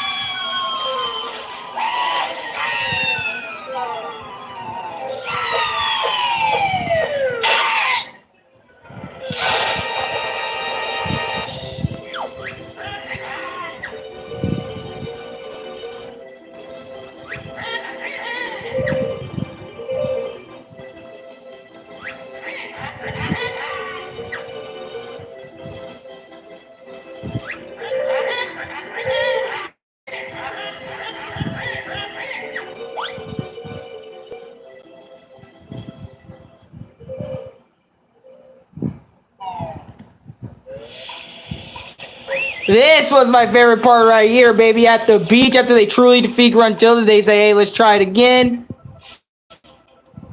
By the way, fun fact. Either this picture right here or the next shot you're going to see is actually my PlayStation profile picture once you actually, if you guys, like, friend request me, right? And I send you guys, like, my real name shit, you know, like the, close friend request. If you send me that, you'll see my Banjo profile picture. And that's why in the reaction video y'all saw of me showing the runs from a few weeks back, that's why you guys saw a Banjo image, because I was trying to put my profile picture there so like no one could fucking claim it or anything. So, but me, so like, yeah, look at that. So there you go. And ever since the day I beat Gruntilda for the very first time, I have not changed my profile picture from Banjo-Kazooie.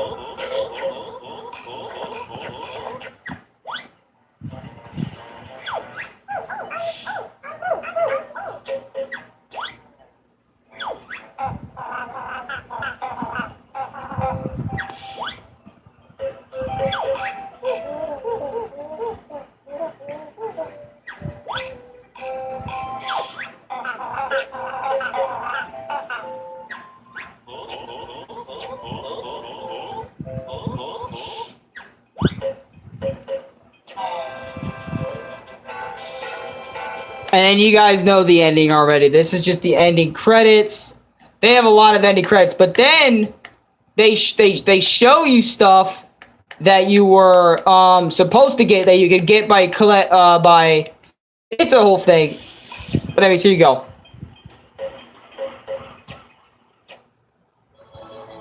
Stupid motherfucking ad. By the way, guys, when you guys see an ad and you guys see the eye, why skip this ad?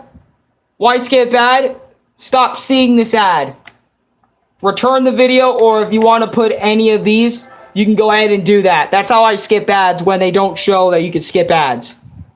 It only works sometimes. You're welcome. Chris was the one who taught me that. I'm teaching it to y'all.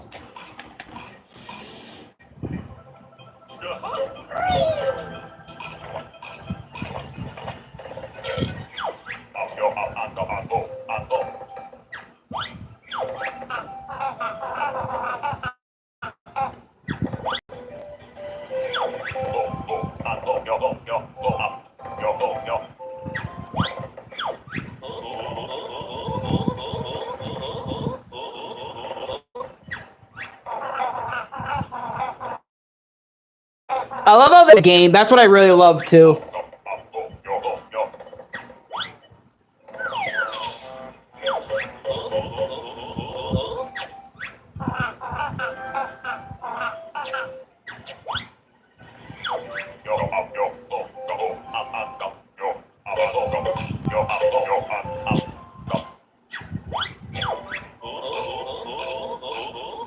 By the way, Banjo-Kazooie Nuts and Bolts was not that good.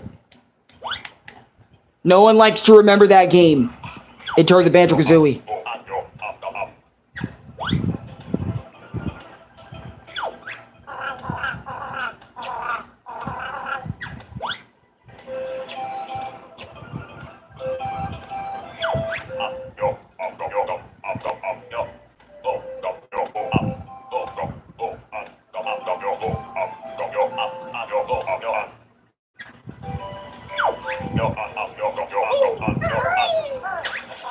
See, it shows you where the secrets are.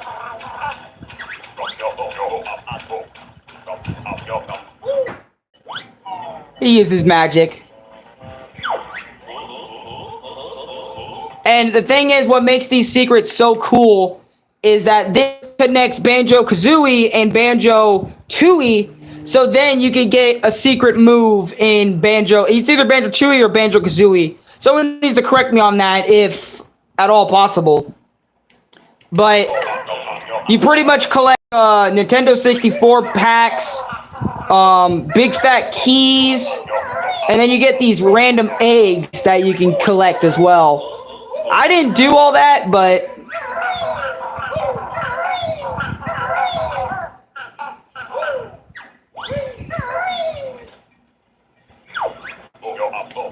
yeah, it's pretty much just showing you secrets, man. That's pretty much what this is. But for now, y'all don't gotta worry about that.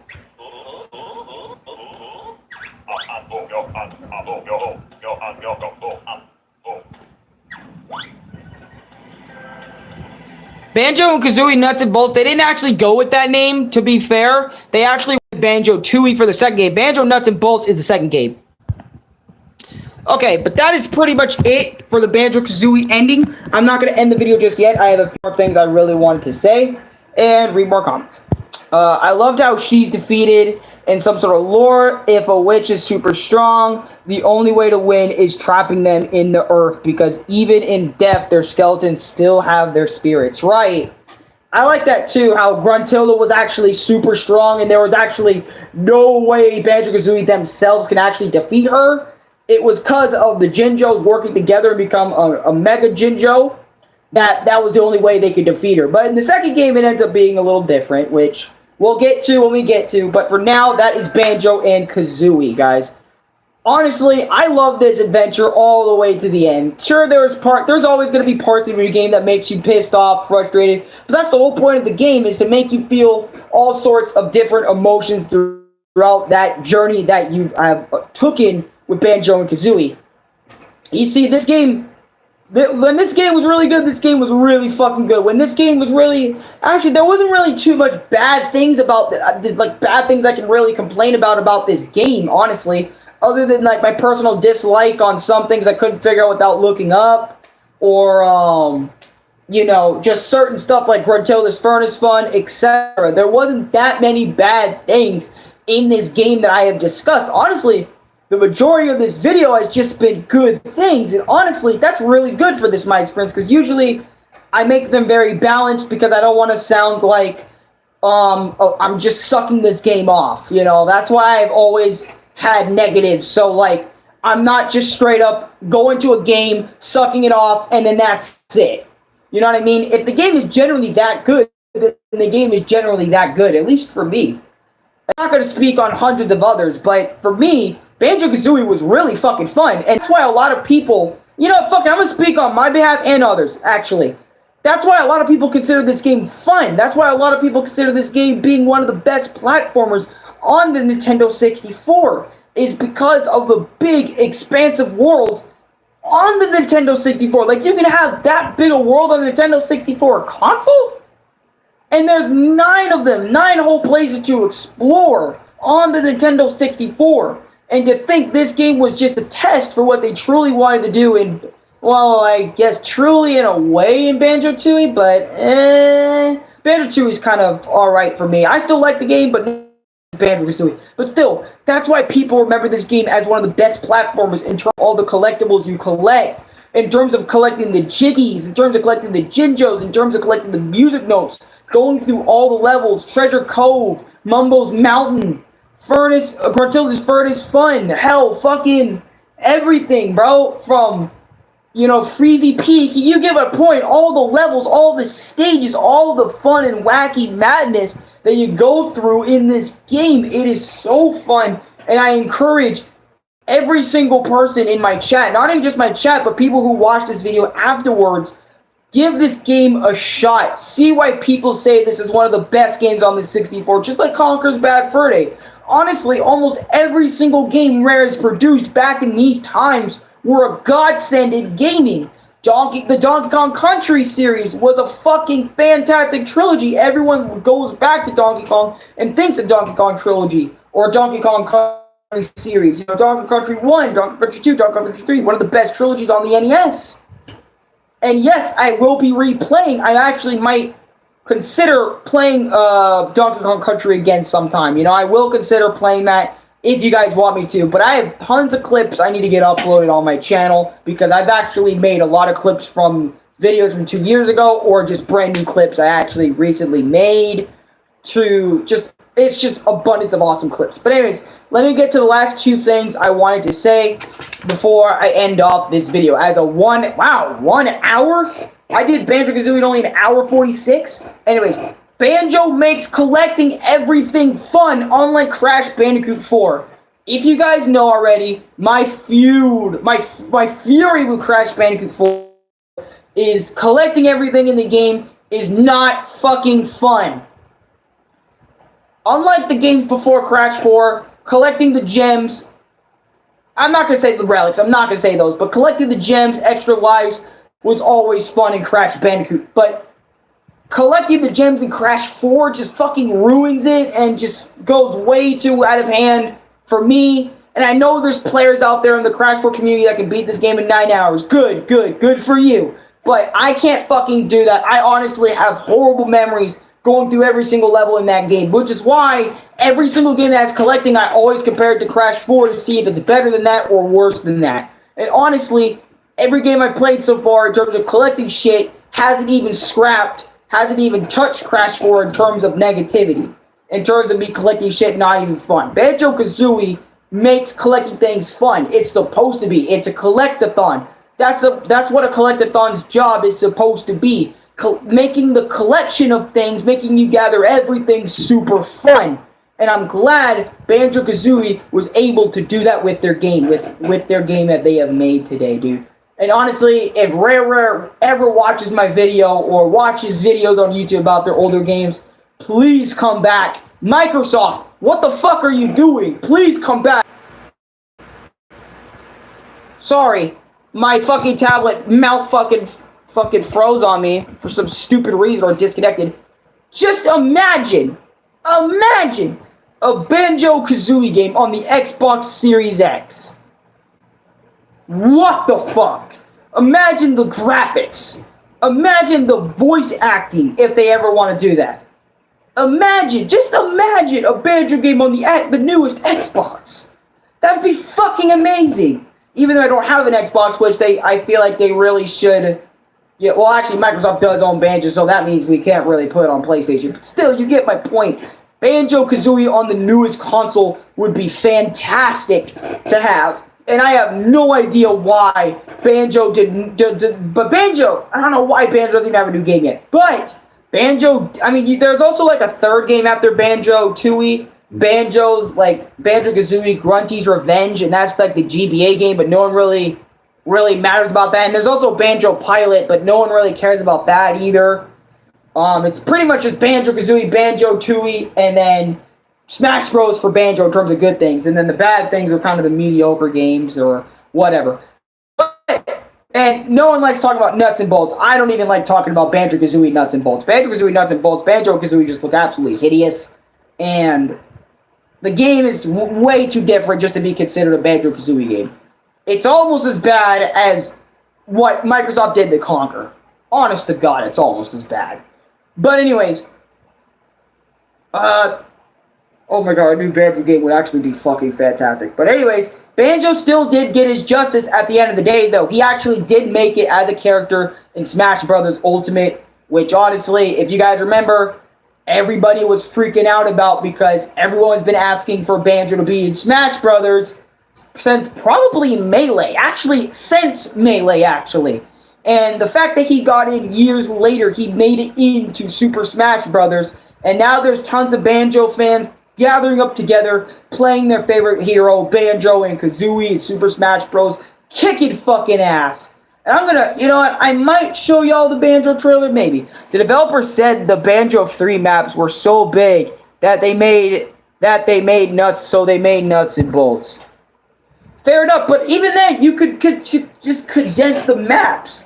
Because I don't think everyone really did enjoy the super omega big maps in Banjo-Tooie. I mean, there's people out there that probably really do enjoy Banjo-Tooie more in general than Banjo 1. I'm not going to say that, but I'm on the side of enjoying Banjo 1 more than 2E. No cap. But still, maybe just condense the worlds down to the same size as Banjo 1. And make it just as interesting as Banjo 2E. That's all you gotta do. But also, make sure you make a new, simpler plot for Banjo to go on this adventure. And just forget Banjo Nuts and Bolts. Give it the Crash 4 treatment. Except with all the difficulty spikes and still make the collection worth your while. Still make the collection super fun. That's all you really need to do. Condense it down to Banjo-Kazooie worlds, because that's where a lot of people really... Because I've also discussed with a lot of Banjo fans, and I've seen every single time someone talks about Banjo-Kazooie, it's always Banjo-Kazooie, legendary status, and then here's Banjo-Tooie. Just all the way down here. It's a good game. I think it's because the worlds were too big, and they need to condense it down to Banjo-Kazooie size, but make it just as fun as they were in Banjo-Kazooie, but not as annoying as Banjo-Tooie's. Like, some of the things, and make sure there's no backtracking, because no one likes backtracking through worlds, which you had to do a bit in Banjo 1, and I do not appreciate that. Smidge. Or was that Banjo-Tooie? Might have been Banjo-Tooie. I think there was backtracking in Banjo 1 as well. But not to a ridiculous extent like Crash Bandicoot. But still, you get my point. I feel like the greatest Banjo 3D game, or the third Banjo installment, needs to condense the world down. Maybe make a new villain entirely after Gruntilda's actual defeat in Banjo-Tooie. Or have Gruntilda return for the third time. You know, make the world as big as Banjo-Kazooie's. Have all the adventures and events in there. Make it as cool looking as Banjo-Tooie, or way better, even. You know, just combine the two. Combine Banjo. Instead of making the map super big, how about you combine Banjo, what made Banjo 1 and 2 great? And combine it into one, instead of making the whole map, like, super omega big. And then having to drive cars around it. No, just make it condensed like Banjo 1's world. Make it as interactive as Banjo 2's worlds. But don't make it such a drag at the same time. I mean, I get it. That in itself is ridiculously hard to pull off. Like, making Banjo's worlds just as small as Banjo 1's, but also making it just as good as Banjo 2's. But even then, the worlds of Banjo 1 were just as good, so... I'm not trying to say, like, straight up rip Banjo, like, everything, just rip what made Banjo 1 and 2 good, and put it into this Banjo 3 heat. Because I swear, if y'all did that, I think it would be a great game to play. And especially, maybe make a Banjo trilogy game, like a Banjo All-Stars or something. So people can get recognized with Banjo 1 and Banjo 2. Maybe remake or remaster Banjo-Kazooie 1. I mean, well, you already kind of... Actually, you kind of really don't need to do that since they kind of have Banjo 1 and 2 on Rare Replay, so you don't really need to do that at all. The Seasoned Woods was the largest level in the first game. Yeah, true. AKA Click Cluck Wood. That was the largest level in the game. That was the largest level. And even some bits of that were getting kind of meh. Because even then I was on that one for a few days. But still. Nonetheless, like I said, just condense the worlds down to Banjo-Kazooie 1 level.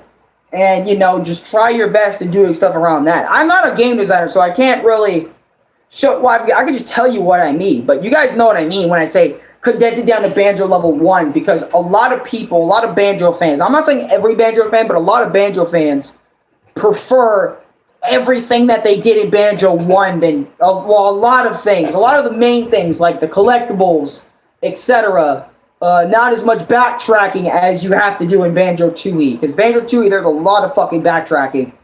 You know, a lot of things they just prefer how they handled it before than what they did in Banjo-Tooie. And, you know, that's okay. And, you know, number 14 is the true ending, which you guys already saw here. But that's pretty much my point. I feel like Banjo 3 needs to happen, bro. Banjo 3 needs to happen, and they need to make it just as good as, like, how Crash got revived with Insane Trilogy and Crash 4. They really need to do that. They just need to do that with the next Banjo game. If they're ever going to release a Banjo game, ever, they need to do that. And I would love to see some voice acting, you know, maybe the original roles of Banjo-Kazooie can come back instead of doing they can do actual voices, they can say what they're actually saying. And still have text boxes above, stuff like that. Gotta go, see you later. Alright, Brandon, thank you so much for coming back, bro. I'm glad to see you again. You know, that was fucking awesome how we also know Banjo-Kazooie. That's fucking awesome. Like I said, guys, I love the journey of Banjo-Kazooie, man. I love it to death. I love the adventure I took upon myself to complete Banjo-Kazooie. Honestly, like I said, it's a great fucking game that everyone needs to experience once. In my personal opinion. I feel like everyone needs to play this game. It's that good of a platformer. That's why everyone remembers it as a legendary Nintendo 64 title. Because it did what Super Mario 64 could not. First of all, whenever you collect a Jiggy, you don't have to go back to the main hub world. You don't do that at all. You can just continue adventuring and exploring that exact same world that you're in right now. And that was one of the biggest staples back then. Because back then, it didn't take a lot to be revolutionary. Nowadays, fucking video games and all that other sort of shit. I know I'm sounding like fucking cranky content. I'm one of them old gen gamers. But nowadays, oh, we need all these super high tech graphics. We need all this fucking we need this wall to look like an actual wall instead of just textures. We need this and that to look the highest we can be. Everyone's expecting all this glamorous shit. Meanwhile, back in the day, it didn't take that much to be up there, revolutionary, dude. I mean, sure, graphics was a part of it, but it wasn't like everything. Because a lot of people nowadays judge games based on graphics, sound design, all this other fucking shit. But if they looked at Banjo, if Banjo came out today, everyone would be like, oh god, the graphics are shit. Like, graphics are shit. Like, these graphics are absolutely blocky. Fuck you, man. I like the blockiness. Honestly, I love the blockiness of the Nintendo 64 era, man. And it just might just be me. And I'm not trying to say nostalgia is blocking my judgment because I played this game in 2021, bro. I love old games in general, bro. I respect the old games, man. I don't need all this new fancy high graphic bullshit just for a game to be good, man. If it has a good story, good worlds, good music, all around, bro, I'm gonna love that experience. Hell, I remember people were talking about Ocarina of Time and stuff, saying, hey, the graphics on the 64 look absolutely like shit. And it's like, fuck you, man. I love the Nintendo 64 version of these games. They're good games. And I know remasters are supposed to be like reselling the same game, but at way better graphics. You know, the music gets better in some cases, or some cases even worse than the original. But anyways, you get my point, man. I'm so glad that I was able to sit down here with you guys and talk about my experience with Banjo-Kazooie with all of you. I hope every single one of you guys have a good rest of your day. I hope to God I have a good rest of my day. Now it's time for me to turn on PlayStation. You know, get this video up and going. Hopefully I got a good amount of views. You know, like in terms of after the video is already over. But I just want to thank you all again for spending time with me, man. I love it when you guys spend time with me as I get to talk about these things. But for next week, I'm going to be posting clips. I'm going to remind you guys again. So keep that in mind that next week, and maybe the next week after that, is going to be clips. I have clips I need to get uploaded, guys. Alright? So I'm just saying, don't worry. Some of those clips are gaming clips. Or at least I think a majority of them are gaming clips. So don't worry. You're still getting the gaming content on this channel. It's just going to be clips for now because Alex needs a break a bit. Needs a break a bit from, you know, starting new video game series up and, you know, talking about, you know, doing my experience videos isn't easy. You know, it's actually playing the game, reviewing the story of the game. You know, you gotta remember all this shit. And then showing you guys, you know, fuck, the end product of what I did. But anyways, thank you guys so much for watching. Like, subscribe, favorite, share the video with your friends. And if you guys want to know what the fuck you're subscribing for, you guys are subscribing for gaming videos, discussion videos, shorts, skits, pretty much everything you can think of I can do on this channel. Hell, I even read fucking fanfics about myself, but, you know, hey Louie, where have you been? Walking. You were outside walking, is that asleep or something? Yeah, That's asleep? Yeah, I pretty much just almost got finished up here, I pretty much... Did you put that in the desk? Dresser? Yeah. Yeah, Louis went outside the whole time. Yeah. The dresser down there? Yeah, bottom dresser. I put... When I'm done with my Experince here, that's where I put them. Well, yeah, guys, that is Banjo-Kazooie, man. I love Banjo-Kazooie. Hell, I think Louie's trying to play Banjo-Kazooie, so... Yeah. He has Clanker as well, but he hasn't played them too much. Because he's been playing freaking Minecraft. That's what he plays, guys. Minecraft, can you believe it? No, I'm just kidding. I play Minecraft too, but like... Oh yeah, you're playing all those games, bro, but it's like, bro, the classics. Play a classic sometime. You know, maybe when you're on Call of Friends or something, you know, play a classic for a bit. Hell, I'll even tell you what to do. I know Banjo-Kazooie. I need to take a shower, dude. Mm-hmm. Then after that, I don't know if you want PlayStation after this, but... No, she needs to cool down after that. What? Oh, yeah, she does. But, yeah, I need to take a shower. I'm probably gonna be in the closet, editing stuff, getting stuff done. But anyways, thank you guys so much for watching. Like, subscribe, favorite, share, as I said. Y'all know why y'all subscribed before. I'll see you guys back when, you know, when I'm done uploading clips for those weeks, or a week or 2 weeks. I don't want to say a certain time, because last time I kind of did, I said a few weeks I'm going to be uploading clips, and that few weeks didn't really happen. I only ended up uploading 1 or 2 clips, and then I got bored, and then I wanted to live stream again, so... Just letting y'all know, it might be 1 clip, might be 2 clips, might be 3, might be 4, might be 5, who knows? It might be the whole fucking entourage of shorts. But to the point I don't want to spam them either, so maybe 3 or 4 clips, maybe. Not saying in the same day, but just in general. You can leave the door open. But anyways, I'll see you guys in the next video. Peace. Thank you guys so much for watching once again, man. I love you.